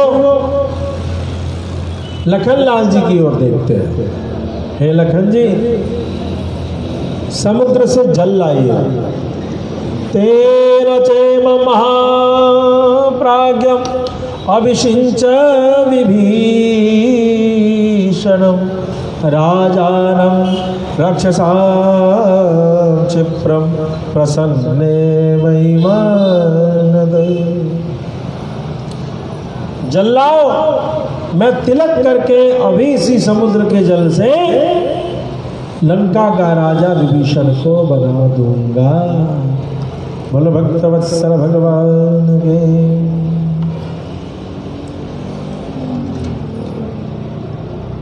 सोई संपदा विभीषण ही सकुच दीन रघुनाथ। जो संपदा शिव रावण ही दीन दिए दसमान, सोई संपदा विभीषण ही सकुच दीन रघुनाथ। जो 10 सर काट करके जो संपदा, जो ऐश्वर्य की प्राप्ति हुई, वही चीज मात्र जो है किस चीज से सकुचा करके कि मैं तुम्हें और तो कुछ नहीं दे सकता, मैं तुम्हें अभी लंका का राजा का गद्दी देता हूँ। बोलो भक्तवत्सल भगवान की। तो इस प्रकार से उन्होंने विभीषण को टीका दिया। हनुमान जी ने जैसा कहा था कि छोटा छोटा काम बता करके देख लीजिए ना इनको। हे विभीषण, समुद्र के उस पार जाना है, कोई युक्ति है? कैसे उस पार जाएंगे भैया, बताओ। और इस प्रकार से पूछते हैं तो विभीषण कहता है, हमें समुद्र की शरणागति करनी चाहिए, हमें उनसे प्रार्थना करना चाहिए। इधर रावण ने क्या किया था, शार्दूल नामक एक गुप्त दूत को, गुप्तचर को वहां भेजा था और वह दूत बन करके आया। शार्दूल ने वहां जाकर के जो देखा विभीषण के साथ घटना को, सारी बात को देखा और जा करके शार्दूल ने सारी घटना को वहां का वहां सुना दिया। तत्पश्चात वहां पर ये जो चर्चाएं हुई हैं, किस प्रकार से विभीषण ने क्या क्या बात किया है, नहीं बातें को जो राय मंत्रणा जितनी हुई है, इन सभी चीजों को सारण ने वैसे के वैसे बता दिया। रावण ने जब इस सारी बातों को सुना है तो रावण ने कहा शुक नामक एक दूत से कि हे शुक, तुम जाओ और जा करके शत्रु के बल आदि की जानकारी लो। इतना ही नहीं, विशेष रूप से तुम जाओ और सुग्रीव से कहना कि भैया मैंने तुम्हारा तो कोई हानि किया नहीं है, मैंने तुमसे कोई बैर किया नहीं है, मुझसे तुम्हारी मित्रता मानो, मैं तो तुम्हें अपना भाई समझता हूँ। राम की पत्नी को मैं अपहरण करके आया हूँ तो तेरा क्या बिगड़ गया जो तू मुझसे लड़ने चला आ रहा है? तो बिना कारण के मुझसे बैर क्यों कर रहा है? मैं तुम्हें भाई देखता हूँ और तू राम के चक्कर में मुझसे बैर पालने को तैयार है। चला जा यहाँ से। यह सुदूत जा करके शुक को कहा कि यह सूचना तुम वहां दे आओ। वह शुक जैसे जाता है, श्री रामचरितमानस में इन दोनों को एक साथ जाना बताया है, लेकिन यहाँ सारण गए हैं। सारण के बाद सारण ने विभीषण के साथ सारण आया है और सारण ने जाकर के सूचना दी, तब शुक को भेजा गया। अब वो शुक जाते, शुक गया, शुक तोता बन करके गया है। शुको विहंगमो भूत्वा तूर्णम आप्लुत्य चांबरम। शुक जो है तोता बन करके गया और तोता बन के गया तो उसको पकड़ लिया गया। पकड़ करके लोगों ने कहा इसको क्या कहा जाए, फिर हुआ कि नहीं दूत है, इसको मारा नहीं जाए, इसको भेजा जाए। उस जगह पर सुग्रीव ने कहा है कि रावण को जाके कह देना न मैं उसका मित्र हूँ, न वो दया का पात्र है, न मेरा उपकारी बने और न मेरे प्रिय व्यक्तियों में से, मित्रों में से, भाइयों में से वो कोई संबंधी नहीं, चूंकि वो राम का शत्रु है इसीलिए मेरा शत्रु है, क्योंकि राम ने ही बाली का वध किया है और तभी मैं राजगद्दी पर बैठा हूं। इस प्रकार से मैं राम के पक्ष में खड़ा हूं। और रही बात तू जो बात कर रहा है दोष या गुण की, तो ये बता कि तूने जटायु को क्यों मारा? जटायु ने तेरा क्या बिगाड़ा था जो तूने जटायु का वध कर दिया? अपनी बातों में तुम्हें कोई दोष नहीं दिखता। तुमने उस सीता का अपहरण क्यों कर लिया? सीता ने तुम्हारा क्या बिगाड़ा था कि सीता का तुमने अपहरण किया? इस तरीके से तुमने जो ये कुकृत्य किए हैं इसके लिए जवाब तुम देने को तैयार हो, हमसे प्रश्न पूछने की जगह। और अभी भी पूछते हो मैंने क्या किया जो तुम बिना अपराध करके सुग्रीव मेरे पास आ रहे हो? इस तरीके की बात को करते हैं। शुक जो है बंदी बना लिया गया है, शुक को पकड़ा हुआ है, सूचना दे दी गई है, भगवान श्री राम के पास पकड़े हुए शुक को लेके जा रहे हैं और सभी बंदर कहते हैं मारो मारो मारो इसको, मारो मारो मारो मारो, मारने की बात कहते हैं। तो वो शुक तोता भगवान राम की सौगंध खा के कहता है कि यदि आज मैं मारा गया तो जिस रात्रि में मेरा जन्म हुआ है और जिस रात्रि में मैं मरूंगा उस बीच में मेरे किया गया हर पाप आपको लगेगा, क्योंकि मैं दूत हूं और मैंने वही बात बोली है जो मेरे राजा ने बोली है। दूत दंड का भागी तब होता है जब वो अपने मन की कोई बात को बोले। दूत जब राजा की बात बोलता है तो वह कभी भी दंड का भागी नहीं होता। तो कुल मिला करके शुक को रख लिया गया कस्टडी में। अच्छा, इसको अभी लॉकअप में रखो, बाद में इसमें सुनवाई होगी। अच्छा, भगवान राम जो है ये जो जासूसी करवा रहा है रावण, उससे डर नहीं रहे। प्रेम से भक्त वत्सल भगवान की ध्यान देंगे कि जो भगवान श्री राम है, तुल्य निंदा स्थिर मौनी संतुष्टो येन केनचित जय पराभव, इन सब से विचलित व्याकुल होने वाले राम नहीं। भगवान श्री राम ने सुख को लौटाए नहीं, रखते अच्छा रखो रखो, अभी इसको कुछ करना मत, रहने दो, ये सिर्फ कहने नहीं आया है। सुग्रीवादी को कहते हैं यदि तुम्हें ये कह रहा है कि सिर्फ कहने आए हैं और तुम लोग कह रहे हो ये जासूसी करने आया है, कर लेने दो जासूसी, कहेगा तो जाके कर लेने दो जासूसी। हाँ बैठो, क्या जानना चाहते हो बोलो। और तो जानने की पहली लीला दिखा रहे हैं कि राम जी हाथ जोड़ करके समुद्र के सामने हाथ जोड़े हुए हैं कि भैया रास्ता दे दो, भैया रास्ता दे दो, भैया रास्ता दे दो। पहला लीला है भगवान का हाथ जोड़ने का। 3 रात गुजर गई, लक्ष्मण बाण सरासन आलो। हे लक्ष्मण, यह समुद्र बड़ा अहंकारी है। ये अहंकारी समुद्र जो है कोई कृत्य करने को तैयार नहीं है।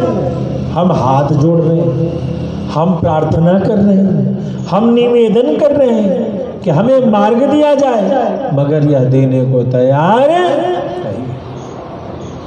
ऐसी स्थिति में यह दंड के योग्य है। मेरा धनुष बाण लाओ। और जैसे ही धनुष बाण लाया, भगवान श्री राम ने एक बाण चढ़ाई है और उस बाण को चढ़ा करके कहते हैं कि समुद्रम शोषयिष्यामि पद्भ्याम यान्त प्लवंगमाहा। मैं समुद्र को अपने बाण से अभी सूख जाऊंगा और सारे बंदर जो है तो उसी बीच में से पैदल होके चले जाएंगे। जय महाराज, स्वागत है महाराज। जय। सर नगद तो है ना, आपके खाते में भेज देंगे 500 रुपया। हाँ, खाता नंबर दे देंगे हमें मोबाइल को, हम भिजवा देंगे। ठीक है, तो बाहर जा रहे हैं? नहीं, बाहर तो नहीं जा रहे हैं, तो बैंक जाना नहीं हो पाता है, तो दिक्कत है। आपके मोबाइल में भिजवा देंगे, नंबर दे देना हम, यही भेज दें की तरफ से। और क्या है, हाँ दफ़ा आपकी अच्छी लगी है।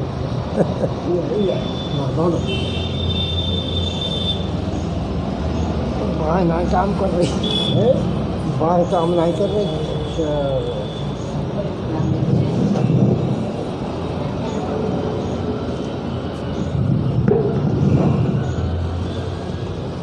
नहीं यहाँ बाहर हूँ।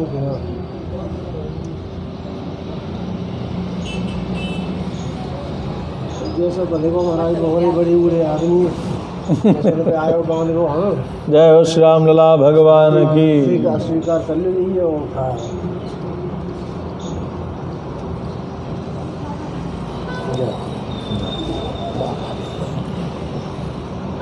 ये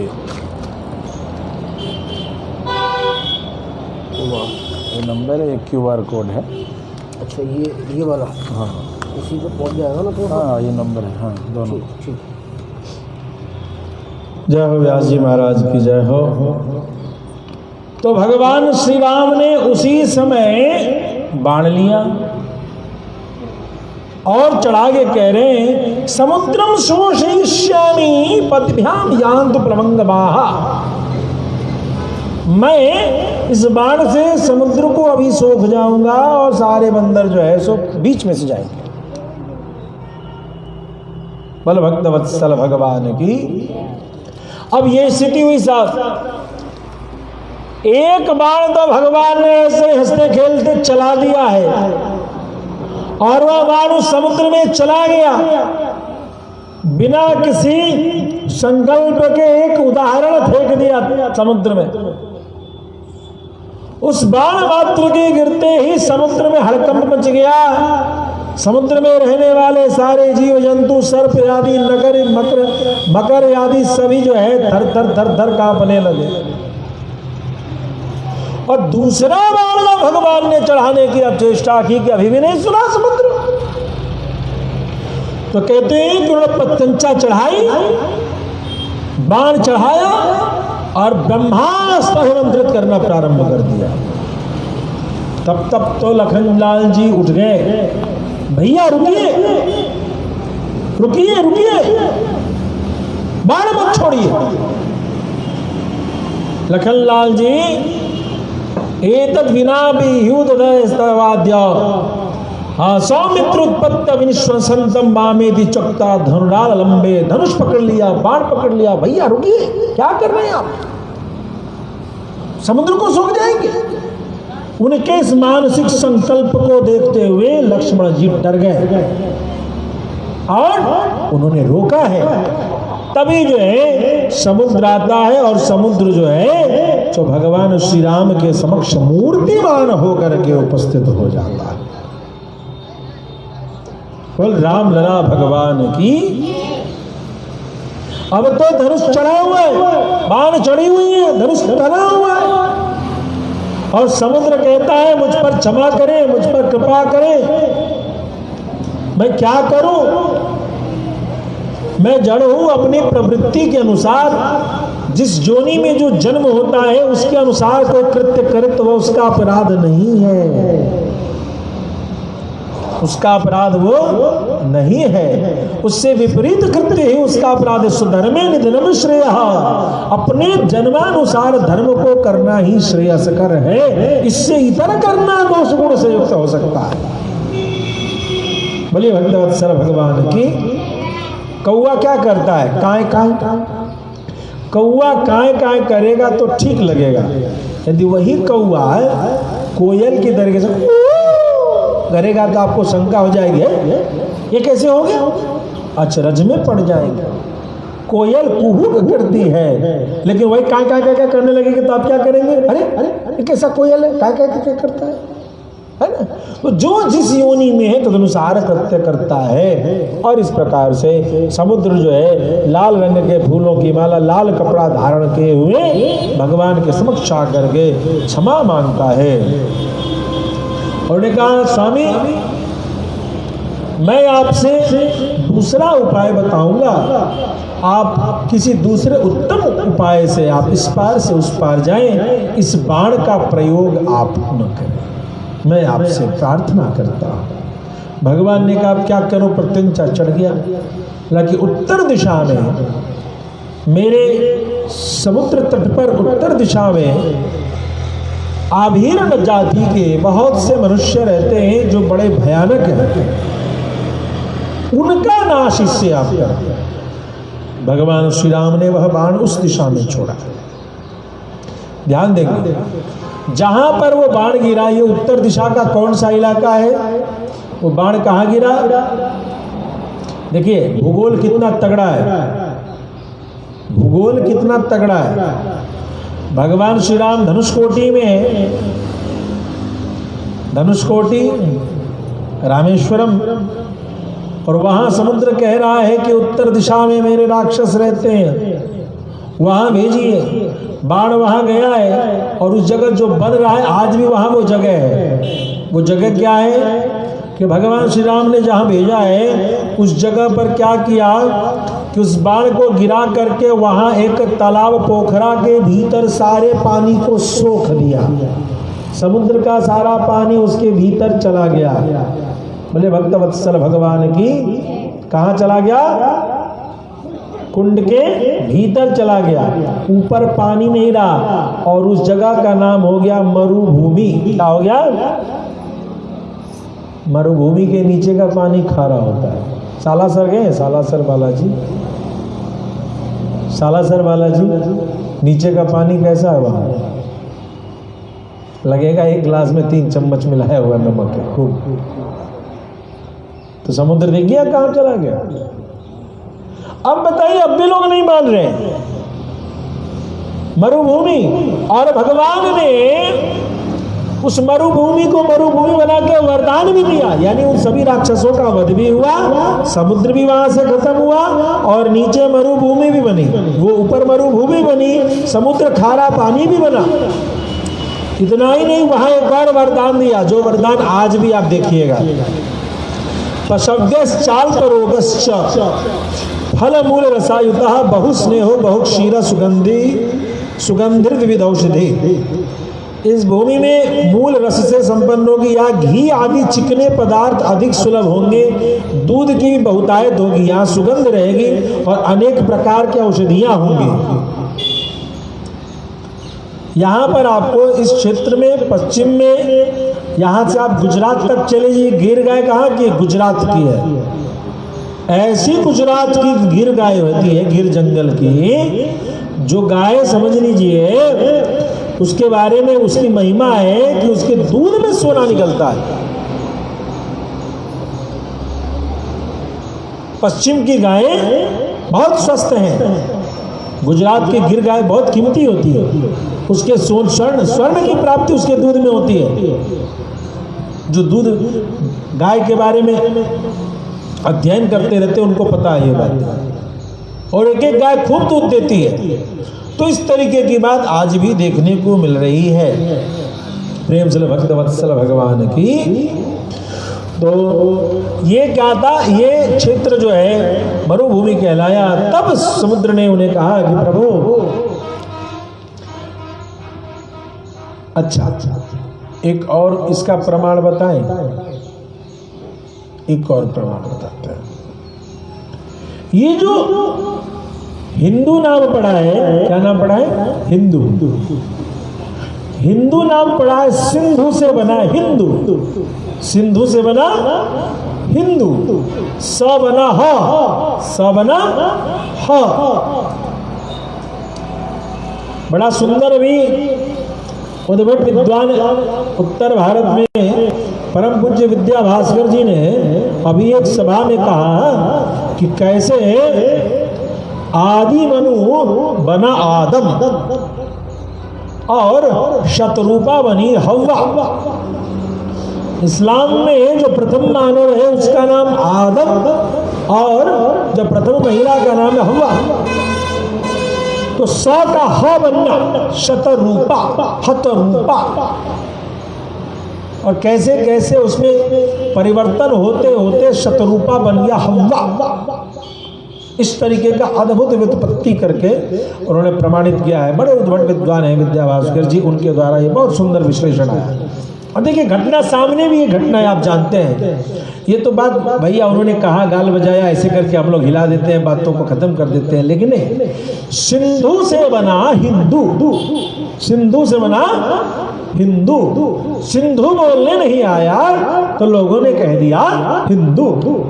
और सिंधु घाटी सभ्यता, बहुत पुरानी सभ्यता, इतिहास के बच्चे पढ़ते हैं, इंडस वैली सिविलाइजेशन हिंदी में पढ़ते हैं। सिंधु घाटी सभ्यता, ये जो सिंधु, सिंधु का मतलब होता है समुद्र। सिंधु का मतलब क्या होता है? समुद्र। जो जल समुद्र से युक्त है। तो ये जो मरुभूमि से थोड़ा और पश्चिम जाने पर सिंधु नदी गुजरती है। और वो सिंधु नदी कहाँ से आती है? आपके कश्मीर के ऊपर से होते हुए, वहां से होते हुए सिंधु नदी शतद्रु, पुराण में एक नाम है शतद्रु। शतद्रु का मतलब हो गया सतलज।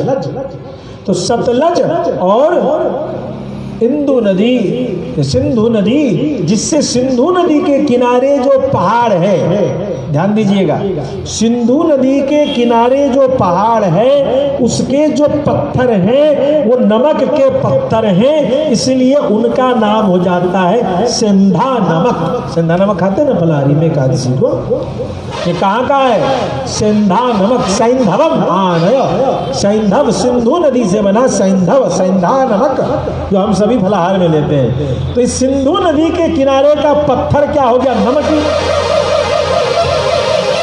समुद्र का नमक मिल रहा है उसमें आपको। तो सैंधवम, यानी कि जब हम वर्तमान के परिप्रेक्ष्य को लाखों वर्ष पहले के लिखे ग्रंथ में जब मिलाएंगे और साथ में रखेंगे दिमाग में, कितने लाखों वर्ष गुजर गए, इस बात को भी दिमाग में रखना पड़ेगा। ठीक वैसा ही नहीं मिलना बड़ा मुश्किल है, लेकिन संपर्क सूत्र मिलता है। भाई पहाड़ों में इतना नमक आ गया, पानी सूख गया, क्या बचा? बालू। और क्या बचा? नमक। बालू बचा और नमक बचा, बाकी तो पानी सूख गया। तो बालू आपको मरुभूमि में और थोड़ा अगल बगल में आपको समुद्र के नमक। सैंधवम, काला नमक का पहाड़ और सिंधा नमक का पहाड़। आपको एक बड़ी रोचक बात बतावे, काला नमक जानते हैं काला होता है, सिंधव नमक गोरा होता है। ये काला नमक भारत में पाया जाता है और सिंधा नमक पाकिस्तान में पाया जाता है। उसका एक दूसरा नाम वर्तमान में पाकिस्तानी लोगों ने बदलने की चेष्टा की है, लाहौरी नमक, लाहौर करके लाहौरी नमक। और ये काला नमक है, एक ही पर्वत श्रृंखला, लेकिन भारत में वो उसका रंग काला है तो उसका नाम काला नमक, और पाकिस्तान में उसका नमक गोरा है, उसका नमक। और पाकिस्तान तो पहले भारत ही था। प्रेम से भक्त वत्सल भगवान की। चलिए अब आगे चलते हैं। तो नल जो है, नल की चर्चा की कि ये नल विश्वकर्मा के पुत्र हैं, ये इनको जो है, इनसे आप जब मिलेंगे तो ये आपको अवश्यमेव ऐसा पुल बना देंगे कि आप सहजता से इस पार से उस पार चले जाएंगे। बोलो भक्त वत्सल भगवान की। नल जी की ओर जब देखा गया, नल जी से जब चर्चा किया गया, बोला गया भैया क्या कहोगे, क्या तुमसे पुल बनेगा? तो उन्होंने बोला कि देखिए, मेरी माता को विश्वकर्मा जी ने मंदरांचल पर्वत पर वरदान दिया था कि तुम्हारे गर्भ से मेरे ही समान पुत्र हो। इस प्रकार मैं विश्वकर्मा का अपना पुत्र हूँ और मेरे पास जो है न च अपि अहम अनुक्तो वह प्रभुयाम आत्मनो गुणान।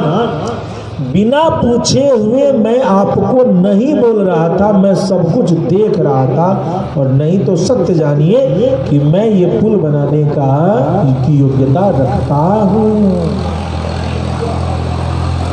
अब यहाँ पर दो बात आती है, या तो ये सामाजिक सभ्यता है कि जब बड़े बात कर रहे हो तो छोटे बच्चों को चुप रहना चाहिए। उस सभ्यता का यहाँ पालन किया जा रहा है। और या फिर जैसे हनुमान जी चुप थे, वैसे यहाँ नल भी चुप थे कि जब तक याद न कराया जाएगा, जब तक पूछा नहीं जाएगा, तब तक इस कृत्य को नहीं करना है। और नल इस प्रकार से ऐसा करते हैं। अब नल जी ने जो है सो भगवान श्री राम की आज्ञा मिली। अच्छा, सुख कहाँ है? सुख अभी जेले में बंद है, 4 बंदर लगा हुआ ड्यूटी में, इसको जाने मत देना, इसको बताओ, देखने दो लीला यहाँ की। ये देखेगा तो अच्छे से बताएगा, ऐसे छिप छिप के देखता, खुल के देखो। हाँ सुख, देखते रहो, घबराओ नहीं, तुम्हारा अहित बिल्कुल नहीं होगा, तुम तो बस देखो। और 4 सुरक्षा में बंदर रख दिया और सुख जो है वो गुप्तचर रावण का रखा हुआ है। अब उसको खेल दिखाया जा रहा है। प्रेम से भक्त वत्सल भगवान की। परिणाम स्वरूप क्या हो रहा है, सारे बंदर लगे, बड़े बड़े वृक्ष, बड़े बड़े पर्वत लेकर के फेंके जाने लगे। और बड़ा सुंदर वर्णन है सेतु बंध रामेश्वरम का निर्माण का। इसको भी लोग नहीं मानते थे, लेकिन अब तो जब ऊपर से फोटो खींचा गया तो सेतु बंध दिखने लगा लोगों को। भैया क्या क्या नहीं मानोगे, तुम्हारा विज्ञान जितना ऊंचा जाएगा उतनी गहराई हमारे सनातन धर्म की दिखेगी। याद रखना, याद रखना ये बात।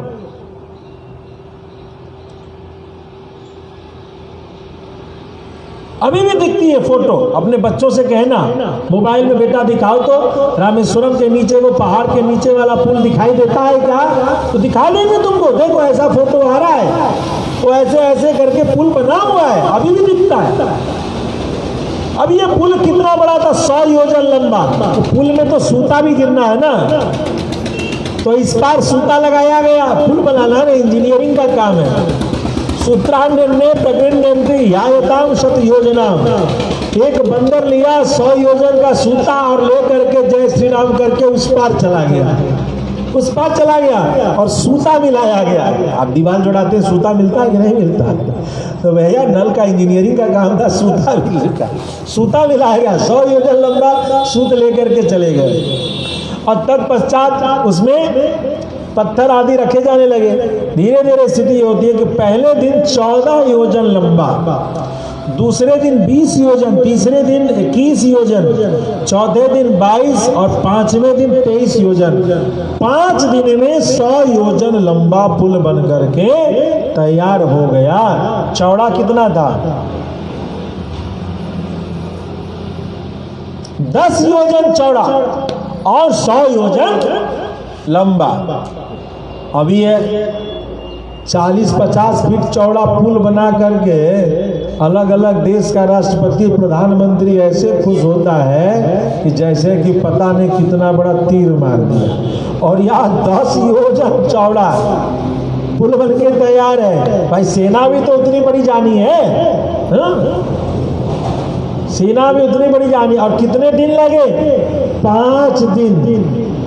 बित्ता भर का पुल बनने में लगता है 5 साल, और राम जी ने बनवा दिया 5 दिन में पुल। सियावर रामचंद्र की, ये तो याद रखना है। 5 दिन 100 योजन लंबा, 10 योजन चौड़ा का ये अद्भुत पुल बन गया। और ये अब जब पुल बन गया, मिस्त्री आदि सब काम कर लिया, पूरा पुल बन करके जो है क्या कहते हैं, सब रोलर सब चल गया, पुल अब एक बराबर हो गया, बंदरों को उस पार जाना है। अच्छा, राम जी कैसे गए? राम जी के बारे में सुग्रीव ने निर्णय लिया है। सुग्रीव ने कहा, प्रभु हनुमंतम तमारोह अंगदम तव लक्षण अयम विपुलो वीर सागरो मकरालय वैहासो युवा मेदो वानरो दारिश्वतः। ये जो पुल बनने का निर्णय हुआ है, अद्भुत हुआ है। इसमें भगवान राम की सेना अद्भुत चली है। श्री हनुमंतलाल जी महाराज के बारे में कहते हुए सुग्रीव कहते हैं कि सरकार, आप हनुमान जी के कंधे पर आ जाइए और लखन लाल जी अंगद जी के कंधे पर आ जाएंगे। तो कैसे? अयम ही विपुलो वीरा सागरो मकरालया, ये बड़ा ही भयानक समुद्र है, पुल तो बन गया है, ये जो दोनों है ये आकाश मार्ग से आपको ले जाएंगे। Chartered plane special Hanuman ji और अंगद जी ने पीठ पर बैठाया और उड़ा करके ले गए जय श्री राम करते हुए उस पार। हनुमान जी कैसे गए? राम जी अंगद और त्वम आरो अंगदम तद लक्ष्मणा अयम विप्लो वीर सागरो वैहासो युवा में तो वानरो धारिषति। आपको वहन करते हुए आकाश मार्ग से राम लक्ष्मण जी को उस पार ले गए। और इतना ही नहीं, अन्य मध्य न गच्छन्ति पार्श्वतोन्य प्लवंगमः, दूसरे वानर सेना के बीच में चलेंगे, अगल बगल में होकर के चलेंगे। शल्यम प्रपत्तन्यन्ये मार्गमन्ये प्रपेदे, कुछ तो जल में कूद करके जाएंगे, केचित् वैहासः और कुछ उड़ करके जाएंगे। यानी 3 सेना, जल सेना, थल सेना और नभ सेना, तीनों एयरफोर्स, आर्मी और नेवी तीनों चली है भगवान श्री राम के साथ। बोलो भक्तवत्सल भगवान की, तीनों। हाँ, और प्रेसिडेंट जा रहे हैं, प्राइम मिनिस्टर भी है। सुग्रीव कौन है? इस संरचना में सुग्रीव को प्राइम मिनिस्टर समझिए, प्रधानमंत्री। और राष्ट्रपति कौन है? हमारे परमपिता परमेश्वर भगवान श्री राघवेंद्र सरकार राष्ट्रपति के पद पर है। और तीनों सेना जो है राष्ट्रपति के निर्देशन में अब श्रीलंका की ओर कूच कर चुकी है। बोले भक्तवत्सल भगवान की। उस पार भगवान श्री राम पहुंच गए और उस पार पहुंच करके भगवान श्री राम लखन जी से कहते हैं, लखन जी आप जो है सारी सेनाओं को बांटिए, विभागकरण कीजिए, उचित स्थान पर उचित को रखिए और सारी सेनाओं की रक्षा करने के लिए आप भी सावधान रहिए। हम लोग सभी सेनाओं को यथा उचित जगह पर नियंत्रित करते हुए टुकड़े टुकड़े में फैलाएं, यथोचित जगह पर रखें और जो जिस योग्यता हो उसको उस योग्यता के आधार पर उसको कार्य दिया जाए। इतना ही नहीं, हम लोग आज ही हो सके तो आज ही हम सभी क्षिप्रमद्देव दुर्धर्षाम पुरीम रावण पालिताम अभियाम जवेनैव सर्वै हरिभिरावृता। आज हम समस्त वानरों के साथ, भालुओं के साथ आज के आज होगा तो लंका पर चढ़ाई कर देंगे, इसकी तैयारी बनाई दिया जाए। और इतना कहते भगवान श्री राम धनुष बाण लेकर के आगे आगे चल पड़े। प्रेम से भक्तवत्सल भगवान की जय। अब भगवान श्री राम किस प्रकार से लंका में प्रवेश करेंगे, रावण को इसकी अनुभूति कैसे होगी, और कैसे रावण के साथ राम का युद्ध होगा, प्रभु श्री राम का युद्ध होगा। इन सब चीज़ों की कथाओं को सुनने के लिए कल आप सभी सविनय रूप से उपस्थित रहे। भगवान श्री राम की इस कथा को जरूर सुने। बोलो भक्तवत्सल भगवान की, श्री राम लला भगवान की।